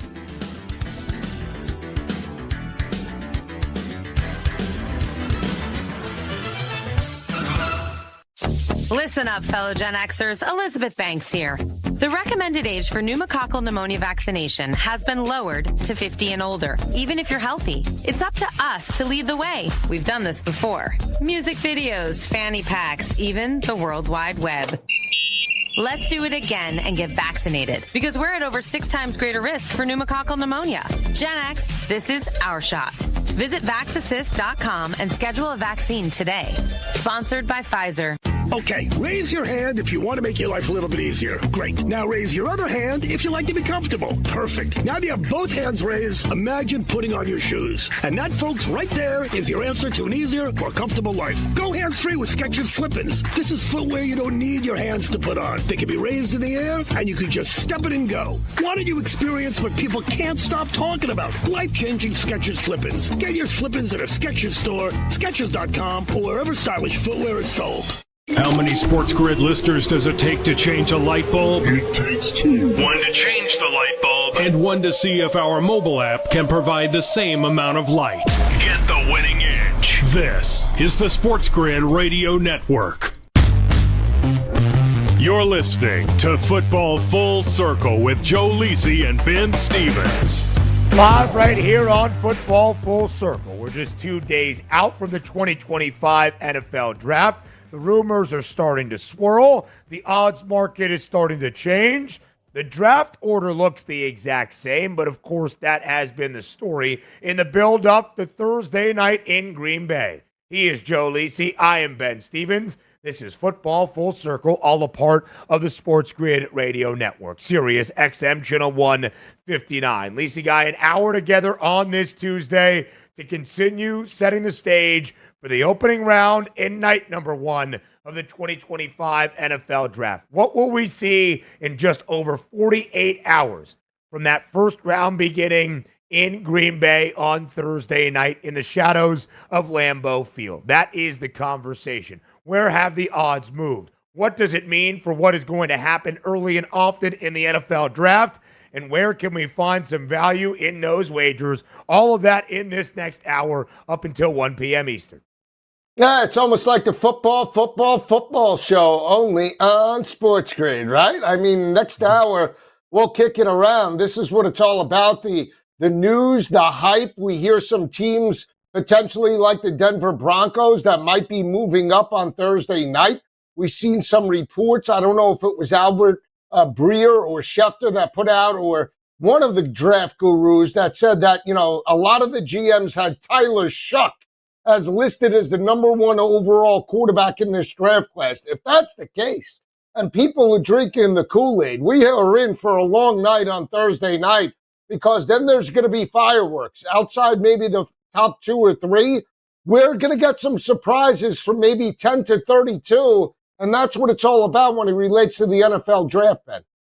No doubt about it, Joe. We'll paint the picture through the odds in just a moment. But one of the main storylines as we still are pre-draft, getting ready for Thursday night in round number 1, has been the lack of movement in the draft order. As we have shared multiple times, this is the first time in the common era of the NFL. That dates back to the league merger back in 1970, or at least in the 7-round history of the common draft era, modern draft era in 1994, that every NFL franchise holds on to its original first-round pick from the league year to where we are right now. So, Lisa Guy, with a lack of movement, that has been a big story. And when you compare it to the history of the NFL draft, 24 straight drafts with a trade for a team moving in to the top 15 of the draft order. On average, since 2011, basically the last decade and a half, we have averaged a trade and a half in the top 10 in every draft since 2011. Nothing yet. Every draft since 2014, Joe, since the league year begins, that often happens in the middle of March, this year, Wednesday, March 12th, to the beginning of the NFL draft, we see at least one trade in the first round. We haven't seen a trade at all for this NFL draft order, with all 32 NFL teams still holding on to that original first rounder. At least he got a report today from newly acquired ESPN talent, Peter Schrager, who, based on his insider sources, was saying that he is hearing both the Browns at number 2 and the Giants at number 3 are continuing to field phone calls still about 2 days away from the opening round of the NFL draft. Yeah, they'd be idiots not to. I mean, you're sitting in prime position. You're potentially not going to take a quarterback if you're the New York Giants. And Cleveland has shown more interest in Travis Hunter than they have Shedeur Sanders, at least up until this point. So you would think that they would be fielding best offers potentially from quarterback-needy teams like Pittsburgh, like New Orleans, maybe some of the others. Miami could be in play for potentially a top 15 type of selection if they move from 13 into the top 5. So we'll see what transpires, Ben. It all comes down to game plan and if there's an outlier. If they stay put, let's just say 1, 2, and 3, and let's say out of those teams, Cleveland or the New York Giants pull a wild card, and instead of selecting, let's say, Abdul Carter and Travis Hunter, Shedeur Sanders all of a sudden goes in the top 3, then you're going to have teams scrambling to get back into the top 10 or top maybe 7 to get another quarterback like Tyler Shuck or Jackson Dart. And that'll screw up draft boards according to some of these teams. So that's what I think they're waiting on. Let's see what transpires. Let's see what, maybe trade and free agents and players are available. And then let's take it from there, come 8 o'clock on Thursday night. Yeah, it's really interesting, Joe, because I don't really believe there is going to be a trade pre-draft. I think we could see multiple trades during the opening round, during that first night on Thursday. The idea, however, as Peter Schrager expressed, that the Browns and the Giants are still fielding phone calls is largely what Lisi just laid out, as they should. There are always conversations that should be had right now. One of the reasons, Joe, we haven't seen that much draft order movement is because this is not the most overly robust quarterback class. That's what generally draws the trades that we see. As we said, in the last 15 years, basically, we have seen a trade into that top 10. We have seen a trade and a half on average in the top 10, or at least the top 15. Joe, in the last 15 years, the first trade up a draft board, whether that was pre-draft or during the draft, has happened for an offensive player 12 of those 15 times. We aren't really seeing that here because, namely, that offensive player is often a quarterback. So, as we expressed, it's great the Giants are looking or receiving phone calls. It's great the Browns are doing the same. But in terms of the odds market, not much has changed. In fact, it has only been further solidified. Travis Hunter now minus 1,500 to be that second overall pick. Abdul Carter now minus 850 to go number 3 overall. Yeah, and again, that doesn't necessarily mean he's going to the Browns or necessarily the Giants. Maybe there's another team that comes up there and values them that much more than both New York and Cleveland, respectively. But they are the top 3 players, right? When you talk about the top potential 3 players in the draft, you have Abdul Carter, a game changer and defensive end edge rusher that can change the game the way Micah Parsons, Myles Garrett, does in terms of Cleveland. And you have a dual threat corner / elite wide receiver. So, at the end of the day, those are the 3 top players. The 4th potentially best player available is Shedeur Sanders, in my opinion. But again, which team is going to reach up and grab him? I still believe the Giants are the one team, because of both of their quarterbacks, that would take a shot moving from number 3 potentially to 6, 7, or 8 to still be in the top 10 and get some value because they have their quarterbacks for the next maybe season or 2. So at the end of the day, they're not going to take it would be a waste for them to take Shedeur Sanders. If they do, it's going to throw the whole draft board into complete flux, Ben. Yeah, it absolutely would, Joe. I do believe Shedeur Sanders, as the individual, is the prospect in this draft that can change things one way or the other based on if teams move up the draft order to be in a better spot to select him, or if he starts to fall. What does that mean for how the rest of this opening round is going to look? We'll talk about Shedeur Sanders, Joe, coming up in just a moment, because a lot of odds movement for the teams that are most likely to draft Sanders as of this Tuesday morning, just over 48 hours out in what it is telling us. I do believe the top three is solidified. I do believe it is going to go Cam Ward, minus 20,000, first overall to Tennessee. Travis Hunter, second overall to Cleveland. At third overall, Abdul Carter to the New York Giants. And even top four, I do think the Patriots will draft Will Campbell at fourth overall. Number 5, Joe, is where I think this draft order gets wonky, based on some of the reports from ESPN's Adam Schefter and just the overall assessment of Jacksonville this offseason with a rookie head coach in Liam Cohen, whose main task is to build up the career once again of Trevor Lawrence. Where exactly do the Jags then look for value in building out the roster in this 2025 draft class? We'll discuss that up next, what it means for Shedeur Sanders, and what it also means for the Heisman runner-up and Ashton Genty next. 4 out of 5 scientists agree it's smarter to be on SportsGrid, and we're pretty sure that one scientist is still a virgin. He just gives that vibe. This is the SportsGrid Radio Network. With the SportsGrid News Flash, I'm Trey Westerberg. A New York judge has ordered city officials to temporarily halt a plan allowing federal immigration agents to operate within the Rikers Island jail complex ahead of a hearing later this week. The judge barred the city from taking any steps toward negotiating, signing, or implementing any memorandum of understanding with the federal government before a Friday hearing in a suit challenging the plan. Homeland Security Secretary Kristi Noem's purse was stolen at a Washington, D.C. restaurant Sunday, according to department officials. News outlets say the thief took about $3,000 in cash, as well as Noem's keys, driver's license, passports, checks, makeup bag, medication, and Homeland Security badge. A Delta Airlines airplane caught fire Monday before it was supposed to take off from Orlando International Airport, forcing the evacuation of passengers. There were no reports of injuries. Maintenance teams will examine the aircraft in an effort to determine the cause of the fire. I'm Trey Westerberg with the SportsGrid News Flash.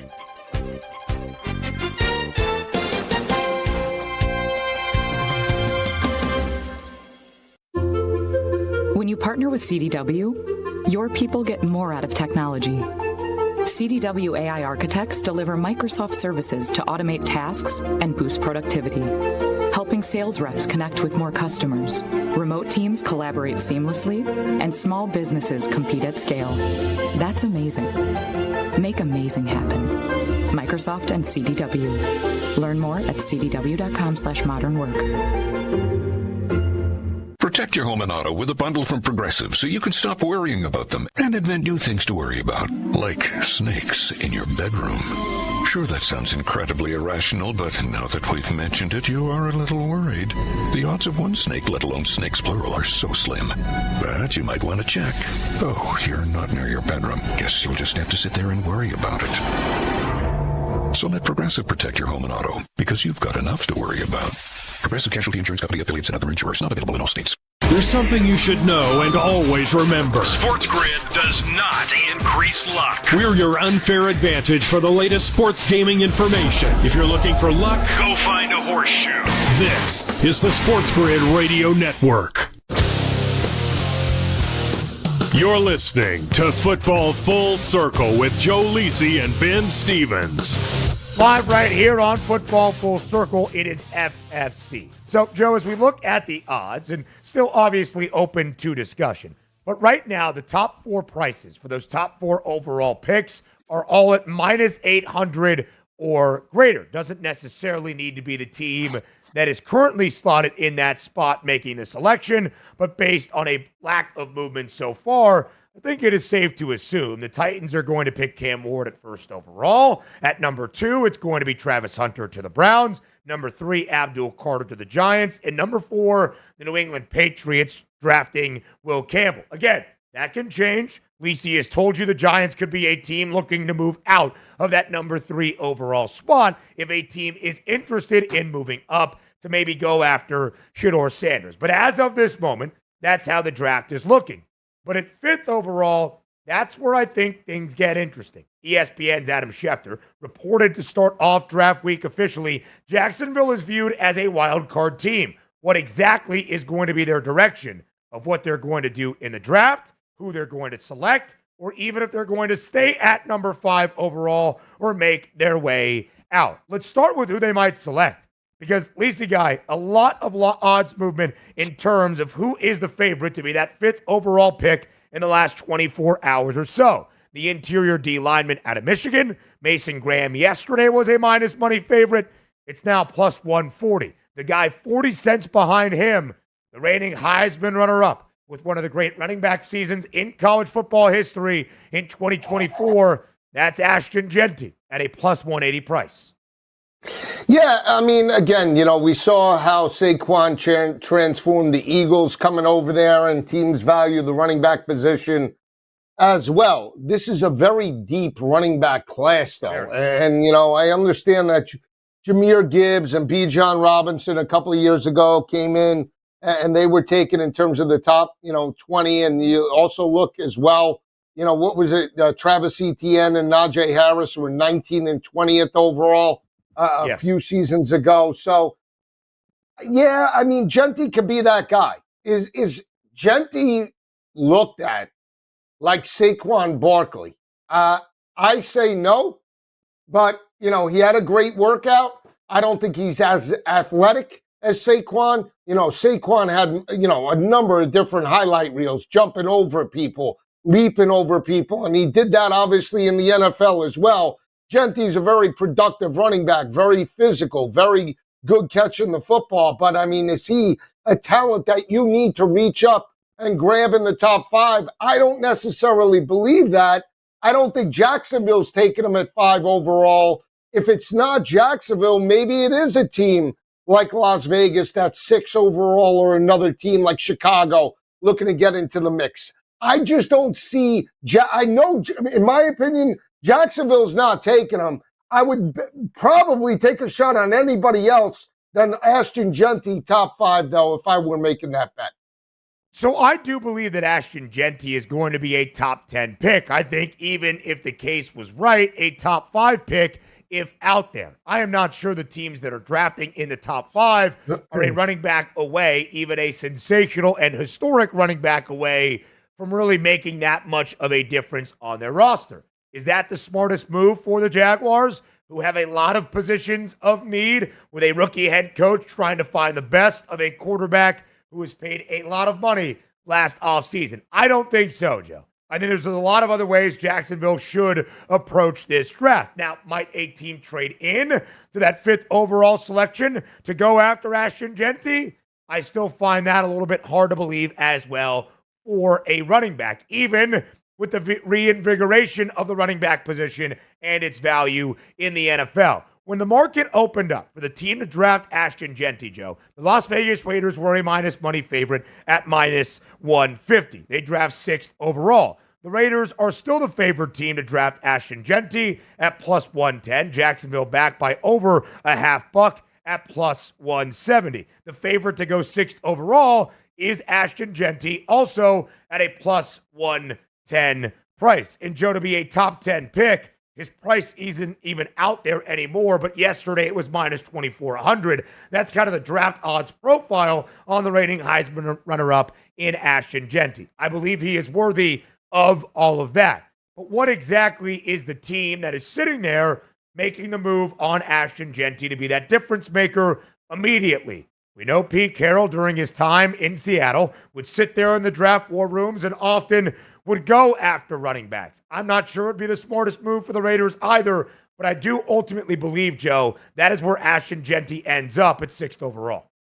Yeah, not a bad. I mean, they need all the help they can get with Geno Smith now at the helm at the quarterback position. Know that Marshawn Lynch was the battering ram for Seattle when Pete Carroll was there. You now have another big physical running back in Ashton Jeanty that gets yards after contact and averages well over 4.5, 5 yards per carry, right? So that's what you want to see in terms of Las Vegas. If you're going to compete with the likes of the Chargers and, more importantly, Kansas City and Pat Mahomes in the division, you have to have a solid running game to keep that offense and more explosive quarterbacks, including Bo Nix, in the division on the sideline. So, again, it's not a bad look if he falls to them. Them reaching up and going, number 6, from 6 to 4 just to get Ashton Genty, I just don't think they would make that move because, again, if you don't get Ashton Genty and you get, I don't know, I'm just throwing it out there, Quinshawn Junkins, or you got Travion Henderson, you got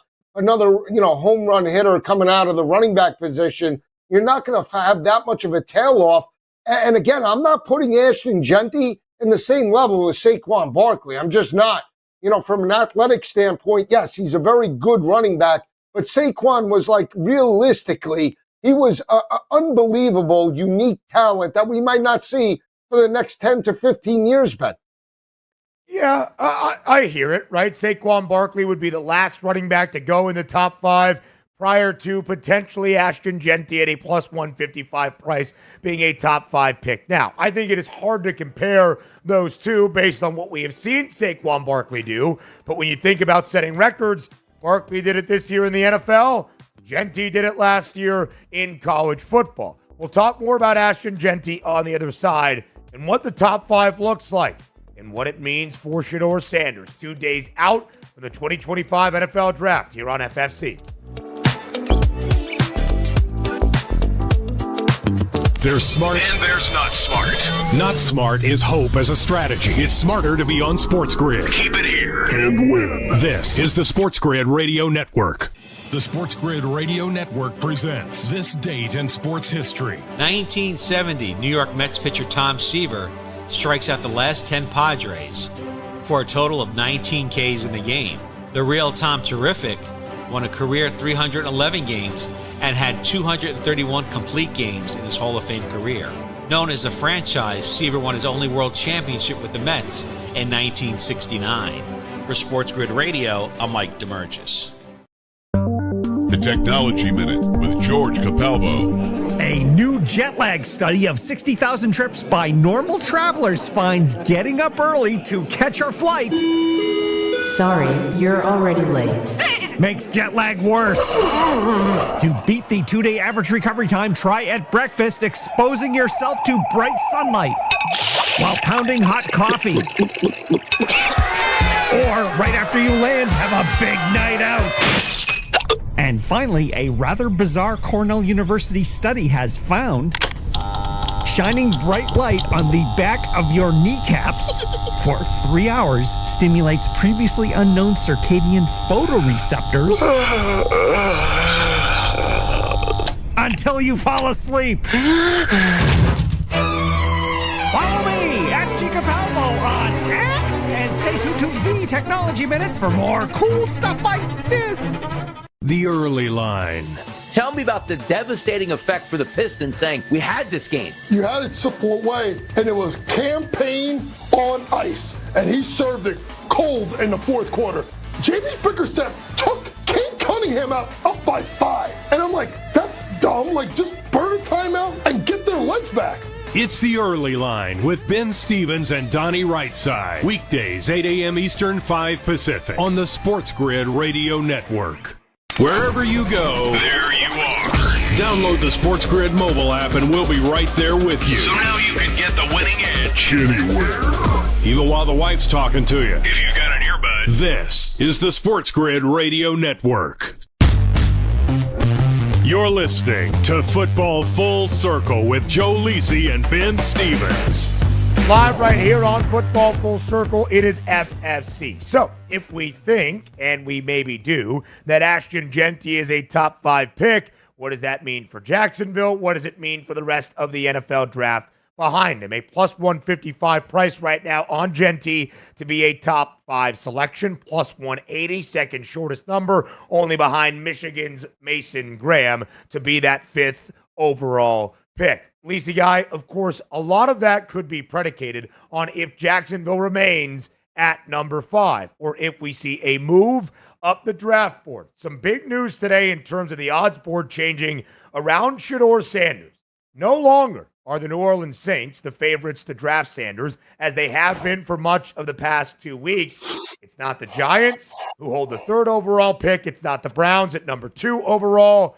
It's the Pittsburgh Steelers, who have the 21st overall selection right now, but might not be afforded the opportunity to wait until 21, at least we think, to get Shedeur Sanders. A 3-1 number right now on Sanders to go to Pittsburgh. It is the most likely option as the odds makers see it. Do you think that will be the case come Thursday night in Green Bay?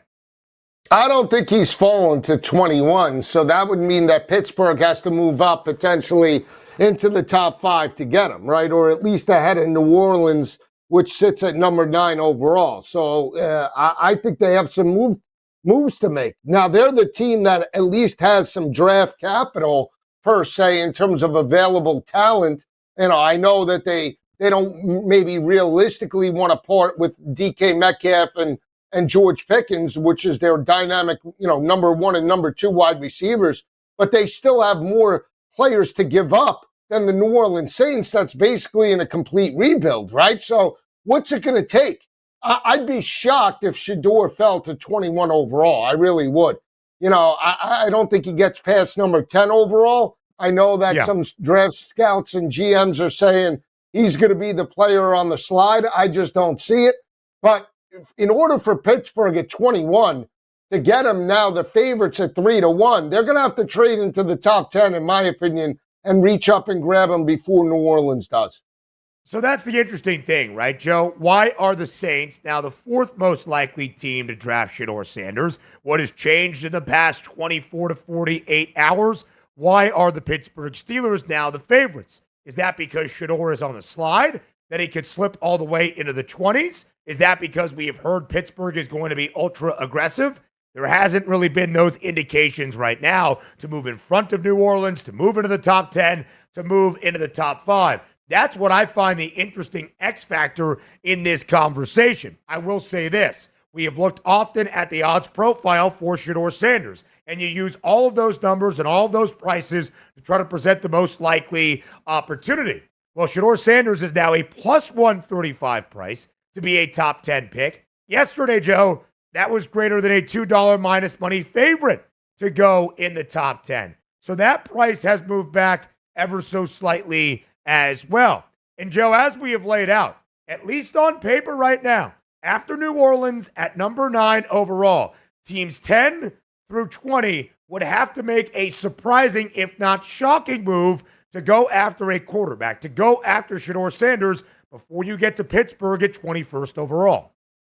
Yeah, and, here's the other thing, too, is like you look at Pittsburgh, right, 3-1, and you look at New Orleans at plus 380, and you're like, all right, play it out in your mind. Is there anybody else that potentially could get him in between those teams? And there is, and maybe the reason for the 3-1 price is that we maybe now have closure potentially on the Aaron Rodgers situation, which just seems to be hanging out there. Maybe the Steelers are finally, just put their foot down and said, you know what, we're not going to wait on him. And maybe we're just going to, that's it. We're all in now on a rookie quarterback. I don't see any other reason for them to move as dramatically as they have, especially ahead of New Orleans, that has the 9th overall selection that at least maybe could get into the top 5, outside of Pittsburgh just saying, you know what, we can't afford to wait at this point if we're going to be a contender. Yep, we have not seen a trade yet. But if a trade happens, and as it often does, it is normally to go after a quarterback, to move up the draft order significantly to go after a QB. Steelers GM Omar Khan told reporters this afternoon, Joe, at a pre-draft press conference, quote, "We go to camp with 4 QBs. Right now we have 2 on the roster. All options are on the table on how we acquire those last 2. Could that include the NFL draft? More to come in those draft discussions. In other NFL news, up next.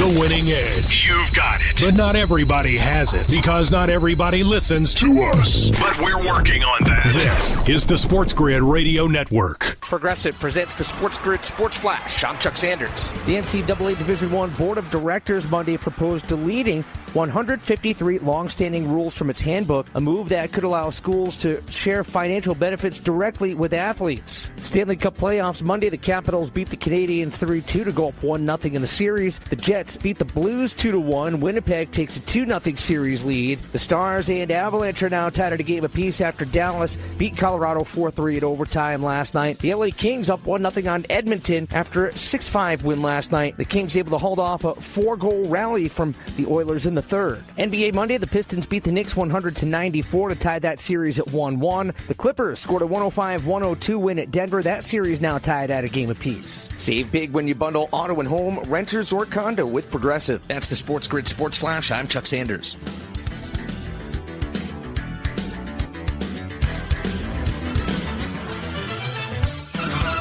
Progressive knows when you're in your RV, you're already on vacation. That's when you become Vacation You, who just camped where there's absolutely no shade. Even though regular you burns easily. In fact, Vacation You burns too, but is too stubborn to admit it, which is why regular you gets in trouble at the dermatologist, because Vacation You doesn't do doctors. So bundle your RV with your home or auto policy and earn an automatic discount from Progressive. And spend the savings on the both of you. Progressive Casualty Insurance Company affiliates and other insurers. Not available in all states or situations. When you're hiring, have you ever felt like you're missing out on meeting great candidates? Well, they're not hard to find when you go to ZipRecruiter. ZipRecruiter helps 10 million people with their job search every day. People who are actively looking for jobs like yours. So it's easy to find the right person fast. 4 out of 5 employers who post on ZipRecruiter get a quality candidate within the first day. Try ZipRecruiter for free at ZipRecruiter.com/free. That's ZipRecruiter.com/free. You're listening to Sports Grid. Spreading the winning edge far and wide. Terrestrial, internet, TV, satellite, and don't forget our mobile app. Face it. The winning edge is everywhere. Somewhere there's a squirrel frustrated he can't get a phone. This is the Sports Grid Radio Network. You're listening to Football Full Circle with Joe Lisi and Ben Stevens. Live right here on Football Full Circle, it is FFC. We continue the NFL draft discussions 2 days out from the 2025 NFL draft and its first round. Lisi, a ton more markets have opened up for the NFL draft that we have yet to discuss. For most of this draft process, we have had the top 1, top 2, top 3, top 5 overall pick odds out. Now we've got the entirety of the top 10. The 6th overall pick to the 10th overall pick. As we talked about earlier, 6th overall, the favorite is Ashton Jeanty. 7th overall, the offensive lineman out of Missouri, Armand Membu, the team drafting 7th, currently the New York Jets. 8th overall, the Carolina Panthers, the outstanding edge rusher from Georgia, Jalen Walker, is the favorite at plus 145. His teammate Michael Williams is at plus 360. 9th overall, Michael Williams is the favorite at plus 390. 9th overall is where the Saints are drafting right now. Shedeur Sanders and Tyler Warren tied for the second best price at 6-1. Jackson Dart at plus 850. And at 10th overall, rounding out the top 10, Ashton Jeanty and Tyler Warren both at a 4-1 price. Lisi, guys, 6 through 10. What makes the most sense to you? Who do you think we see in those spots to benefit the teams that are selecting? Raiders, Jets, Panthers, Saints, and Bears. See, I think the Raiders have, if they're 6 and they're going, obviously, they're going, running back if Jeanty's there. I mean, I don't think they go quarterback or any other need. I mean, they have an opportunity to take at least a starting running back, knowing how bad the rushing attack was. So I think Jeanty, for me, I would take him with the Raiders at 6 overall. I would make that bet that he's the first overall selection. I do not believe that Jacksonville or New England are going to, take a swing at Ashton Jeanty. And I don't think there's going to be a team that's going to be willing to trade up, even though the running back position is back. I don't think they're willing to give up that much, knowing how deep the class is. So I would say 6, Jeanty. I would say 7. That's where it gets interesting, because you can make the argument for offensive linemen to protect Justin Fields, get a better rushing attack, or, as some reports have said, tight end, Tyler Warren potentially could be a fit for the New York Giants, right? They had Conklin there last year. Tight ends weren't really elite in that passing attack. Would it elevate the offense? It's 7 overall to take Ty Warren. That's tough, Ben. I would say New York goes offensive line. I think Carolina would go defense. New Orleans, again, I think if Shador's there, they take him. And then the 10, again, is the outlier with the Bears. How many running backs are the Bears going to have? Like, I mean, that's the thing. Does Ashton Genty move the needle for Caleb? And I mean, they had a competent rushing attack with Roshan Johnson and DeAndre Swift last year. I just don't see that. Yeah, it's interesting, Joe. I don't think it's a point of emphasis. I think the Bears would be very happy to have Ashton Genty fall into their lap. I think Tyler Warren at a 4-1 price makes some sense right there. But I also know what Ben Johnson knows and what he has done so far, solidifying the hog mollies on both sides, offensive and defensive line. If Kelvin Banks from Texas is there at a 6-1 price, would make a lot of sense to me. We have mentioned a few names kind of consistently in the 6 through 10 range as we are seeing those odds open up. Ashton Genty, Armand Membu, Jalen Walker, Mykel Williams, Tyler Warren, and Kelvin Banks. Now, the odds to be a top 10 pick that is associated with all of those players, Walker minus 650, Membu minus 240, Warren minus 165, and Mykel Williams plus 105 with Kelvin Banks at plus 115. Pay attention to that because, again, if you're a hefty favorite to be a top 10 pick and you're slotted somewhere 7 through 9, you can kind of find those plus money prices for some value at the tail end of the top 10 of the 2025 NFL Draft. Joe, as we discussed yesterday, a couple of wide receivers and running backs, not named Travis Hunter nor Ashton Genty. Teteroa McMillan, who is the favorite to be that first wideout drafted, not named Travis Hunter at minus 220, has a draft position prop of 12.5. Even juice on both sides. The guy with the second best price to be that first wideout following Travis Hunter is Matthew Golden. Draft position prop 16.5. Joe, last year we saw 7 wide receivers in the first round. Also a record for the most wide receivers drafted in round number 1, much like QBs a season ago. How many wide receivers do you think we see this time around? I would say, at 3.5, like 4 with tops. I just don't see it. Here's the thing. I put a Buka above Higgins and Golden. Yeah. And that's not the way a lot of the draft scouts see it. I think Golden's been a fantastic talent. He transferred from Houston, goes to Texas, basically single-handedly leads them with Quinn Ewers to a semifinal playoff loss to the Ohio State Buckeyes, and he was very productive. But we're not talking about Jamar Chase.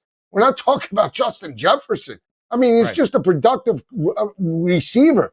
Jaden Higgins has great size. McMillan is the one guy, the 6'3", the 220, body frame, the 4'4", 40 that, you can't teach the intangibles. He's been hot and cold playing with Noah Fafita. He's clearly that guy. Is he as polished as some of the other receivers that we've seen come out? No. So that's why I don't, I think you keep an eye out on the other guys. The guys 5 through 10. I like Trey Harris out of Ole Miss. I like Luther Burden from Missouri. The problem with that is a lot of these scouts don't have them in the top 5, top 10, top 15 type of selection, but I think they're worthy of that based off the productivity in terms of college. So I would say 3, 4 at the most, Ben. I don't think we're going to have 8. Yeah, no, we're certainly not going to have 8, Joe. I think it's 4. I would be interested to see if we get to a 5th, because if you consider Travis Hunter a wide receiver for these purposes, Hunter, McMillan, Golden, and then I think it's Ibuka or it's Jalen Knoll out of Iowa State. Perhaps the way that you could look at it, at least in how I am seeing it here. That would be a thought, Joe, or excuse me, not Jalen Knoll, he's still in college. Jaden Higgins out of Iowa State. Maybe Luther Burden the third, if he makes his way into the first round. But Joe, just so it is referenced, so you have an idea on where Emeka Egbuka stands coming out of Ohio State. His first round price to be a first round pick is now at minus 280. That would certainly give credence to the idea we are seeing 4 wide receivers. If T-Mac's draft position prop is 12.5, and if Matthew Golden's is at 16.5, then you see a guy like Emeka Egbuka at a minus 280 price. How about our second running back, not named Ashton Genty? Omarion Hampton, the favorite there at minus 400, minus 1,500 to be a first-round pick. His draft position prop, Joe, 20.5. The under has the hefty juice at minus 205. This is why I don't lay out a lot in draft time, because I'm not sold on Omarion Hampton. I know, again, another productive running back. He's got great vision, but I'm not sold on the elite speed. I'm not sold on the yards after contact. I know we did that in the ACC. But if you're asking me, Joe, outside of Genty, and you're a GM, which money are you putting on in terms of the running back? I go straight to the 2 guys from Ohio State and go to Cam Scatterbo as that, difference maker and versatile type of running back. I would much rather buy into those guys than I would Omarion Hampton and have to pay a premium on him. So I would take a shot that Henderson is above Hampton just because I think he's a better pass catcher. He obviously showed that against Texas, the screen game coming out of the backfield, and just the home run hitting ability from point A to point B. I would take a shot Henderson goes over Hampton. Yeah, it's a plus 105 price for Travion Henderson to be a first-round pick. It is not the craziest thing in the world to think that could be a reality. More NFL draft discussions, more NFL conversations as well. Come your way up next, live right here on Football Full Circle.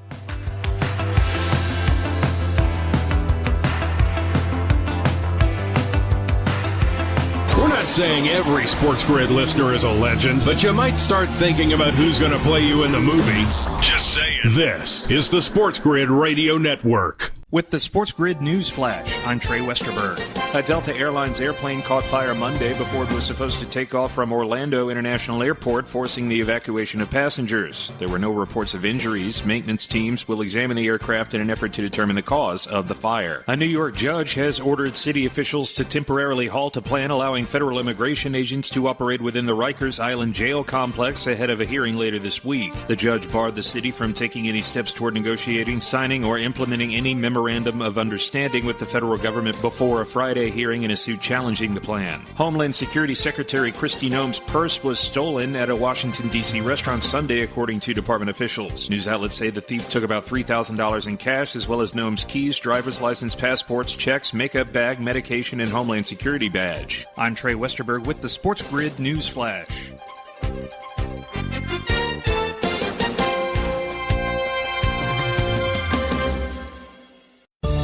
Working as a dedicated Fidelity advisor, I always ask, what's important to you? I'll look at those priorities and goals alongside your full financial picture to build a comprehensive plan designed to help grow and protect your wealth. With proactive portfolio insights and an eye on taxes, I'm here to help you make the most of your money. I'm Laura Maxwell, and I'm a dedicated Fidelity advisor. Learn more at fidelity.com/wealth. Investment minimums apply. Fidelity Brokerage Services, LLC, member NYSE, SIPC. Here's Comedians and Sketchers Getting Comfortable, presented by Hands-Free Skechers Slip-Ins. Hey, I'm Bobby Slayton, and I'm here with my pal, comedian, and Skechers ambassador, Mr. Howie Mandel. Why did it take so long to invent something as amazing as Slip-Ins? And I know it seems simple, but it took Skechers to invent a better pair of shoes. Yep, with Skechers Slip-Ins, you just step it and go. You don't have to touch your shoes. And by the way, Slip-Ins are for the whole family, men, women, and kids. In all your favorite Skechers styles, find Skechers Slip-Ins at a Skechers store, Skechers.com, or wherever stylish footwear is sold. Ask any player and they'll tell you any advantage is important. That's where we come in. SportsGrid delivers gaming strategies and analysis 7 days a week. The winning edge. It's your advantage to more winning more often. This is the SportsGrid Radio Network. You're listening to Football Full Circle with Joe Lisi and Ben Stevens.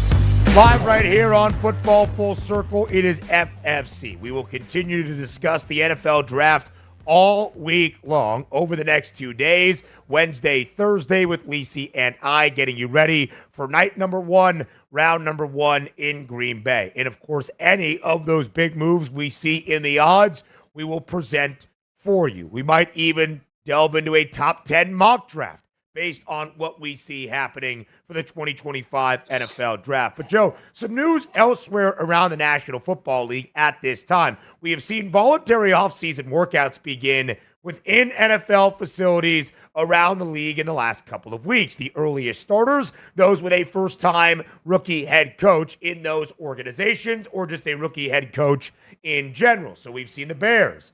We've seen the Patriots. We've seen other teams of the sort. Today, the San Francisco 49ers begin their voluntary offseason workouts. And with a couple of guys looking for a new contract, a lot of question on their status for this offseason program. Brock Purdy still negotiating his big new deal with the 49ers, awaiting that, entering the final year of his contract, is at those voluntary offseason workouts. George Kittle, entering the final year of his current deal with the 49ers, is not at the voluntary offseason workouts. Lisi, what do you make of it, if anything? Kittle's been banged up. I think, Kittle is the one that you have to be a little bit concerned about just because of where he is in this point in his career. Is he going to stay out? And are they going to make a full-fledged effort to give him the money that he wants? For Brock Purdy, at this point in the season, I think they'll definitely restructure and get a deal done before, we limp into the offseason, the real offseason after the draft. So I expect it to be done. At this point, they're not going to draft anybody that's going to change the complexity of that team and get anybody in their house that's, definitely going to come and potentially challenge for an NFC championship. It's just got to be the money type of situation and what Brock Purdy and his camp feel is adequate. But at this point, I think Purdy will be done over the next few weeks.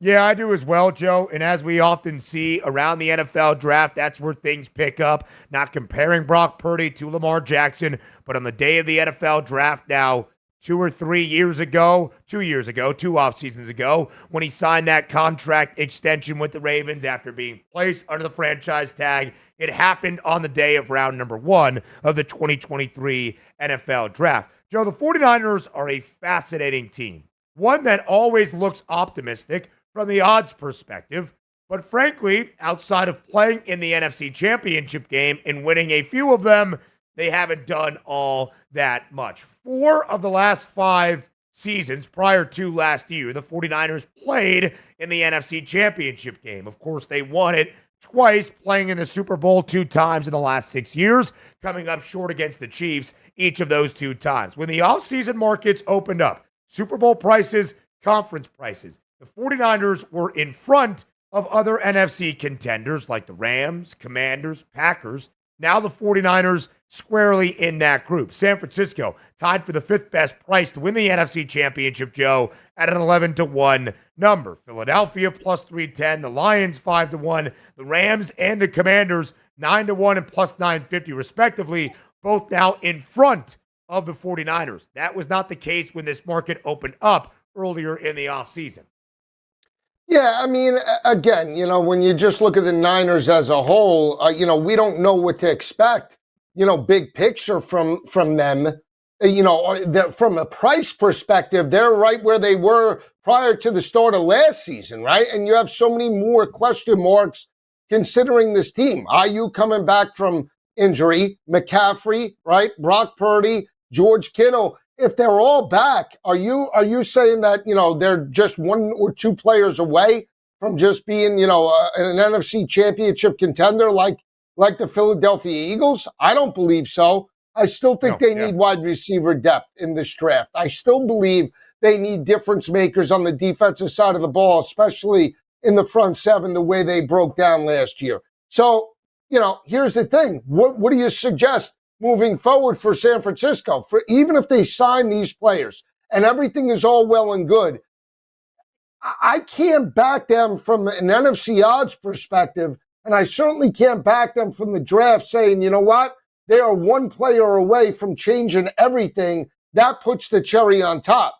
So, again, I think if we're talking draft, Ben, I think they go defense, though, coming up in terms of the first couple of nights, but that's just me.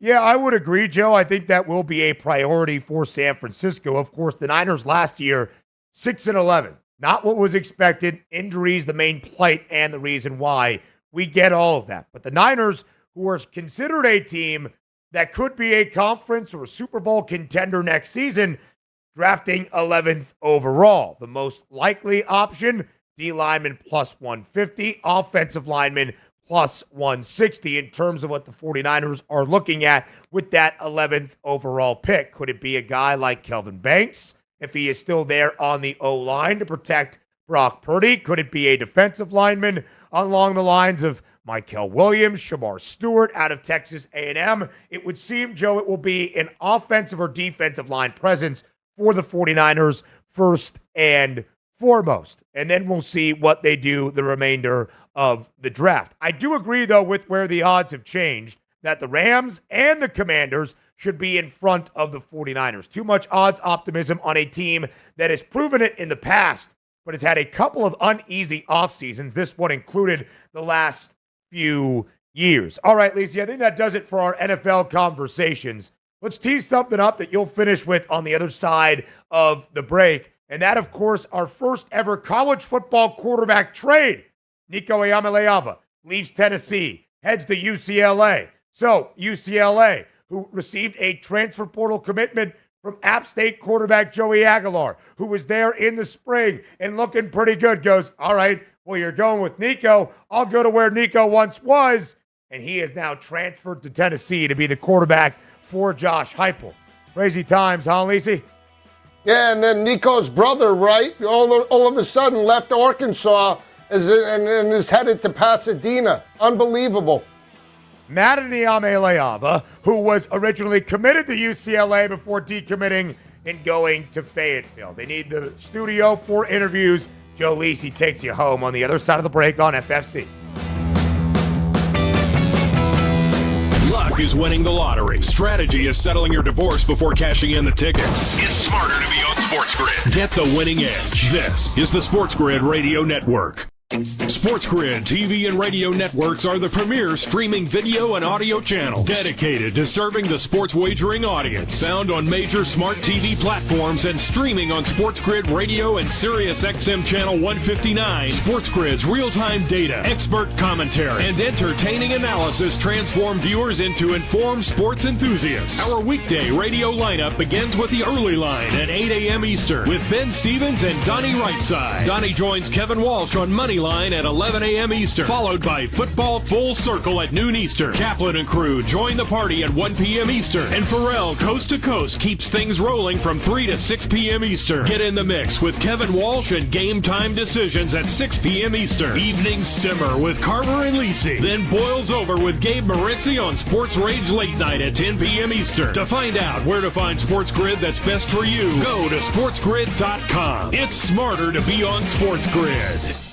Imagine combining the exciting investment opportunity of cryptocurrencies with the power of artificial intelligence to maximize your IRA, 401k, or other investment funds. Listen, if you're looking for ways to accelerate your retirement growth, Block Trust IRA has market-leading strategies and solutions for all levels of investors, from $1,000 to millions. And they partner with Bitcoin Magazine's #1 crypto trading fund in the world to maximize your returns. Plus, their team of IRA specialists is here to help you roll over your IRA or qualified retirement account to the new world of cryptocurrency investments. So make this free call right now to set up your account and learn more. 800-434-5313. 800-434-5313. 800-434-5313. That's 800-434-5313. Think of us as your cool roommate that has this innate gift of somehow always picking winners and never bugs you about doing the dishes or paying rent. Sports gaming strategies and information 24/7. Get the winning edge. This is the SportsGrid Radio Network. You're listening to Football Full Circle with Joe Lisi and Ben Stevens.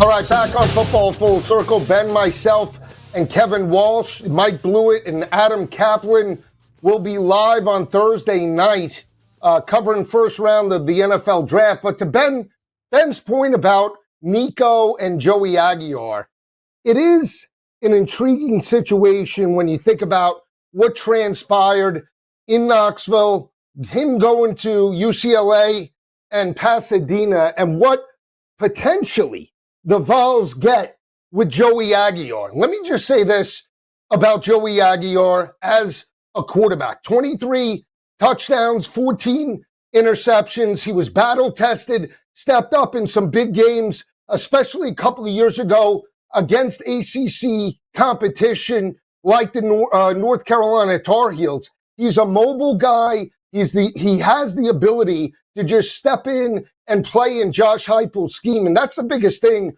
when you look at Tennessee moving forward. They move in terms of their win totals on FanDuel from 9.5 down to 8.5. What does that mean for this team moving forward? They have their sights set potentially on an SEC championship. Last year, they make it to the college football playoff. There's optimism. Nico now moves over to Pasadena. But Joey Aguilar, as long as he cuts down in terms of the turnovers, has the ability to lead this team to potentially 9 or 10 wins. They are still a very run-heavy offense. Tennessee runs as quick as any team in terms of the country, in terms of time and possessions and snaps per drive. They quick 15 to 20-second drives and snaps down the field. That's the biggest thing. Aguilar, now playing with elite talent, has the ability to elevate his game, play with a better staff, and play with a better supporting cast than what he had in terms of Appalachian State. Played down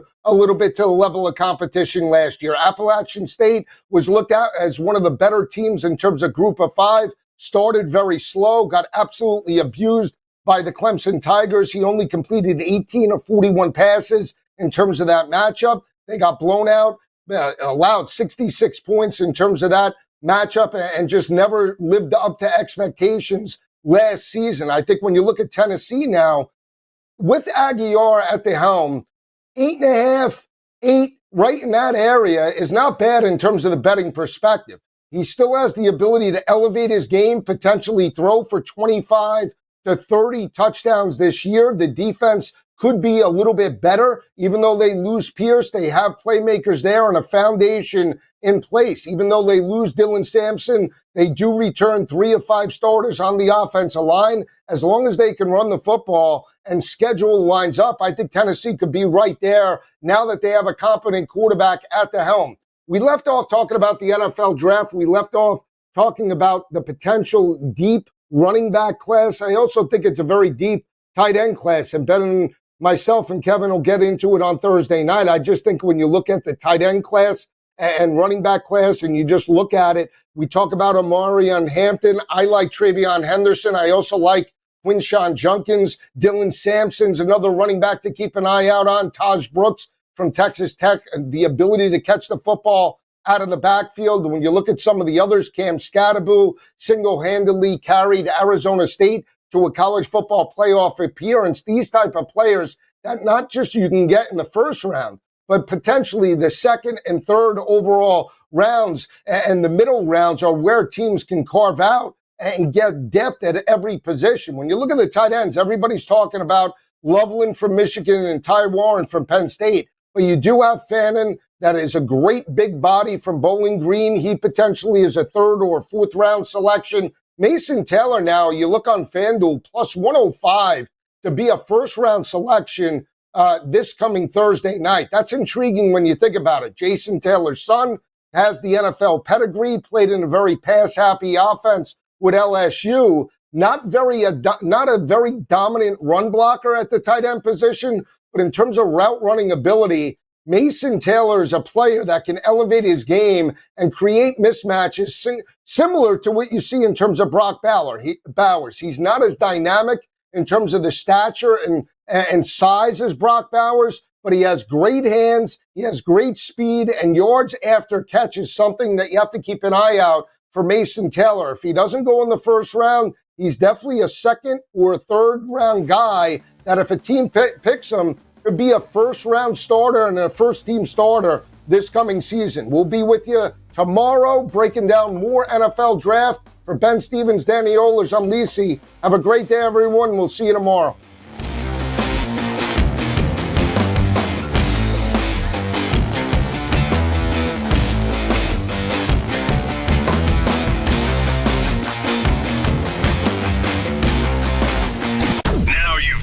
You found the advantage for gaming, odds, and more. But we call it the winning edge for short. This is the SportsGrid Radio Network.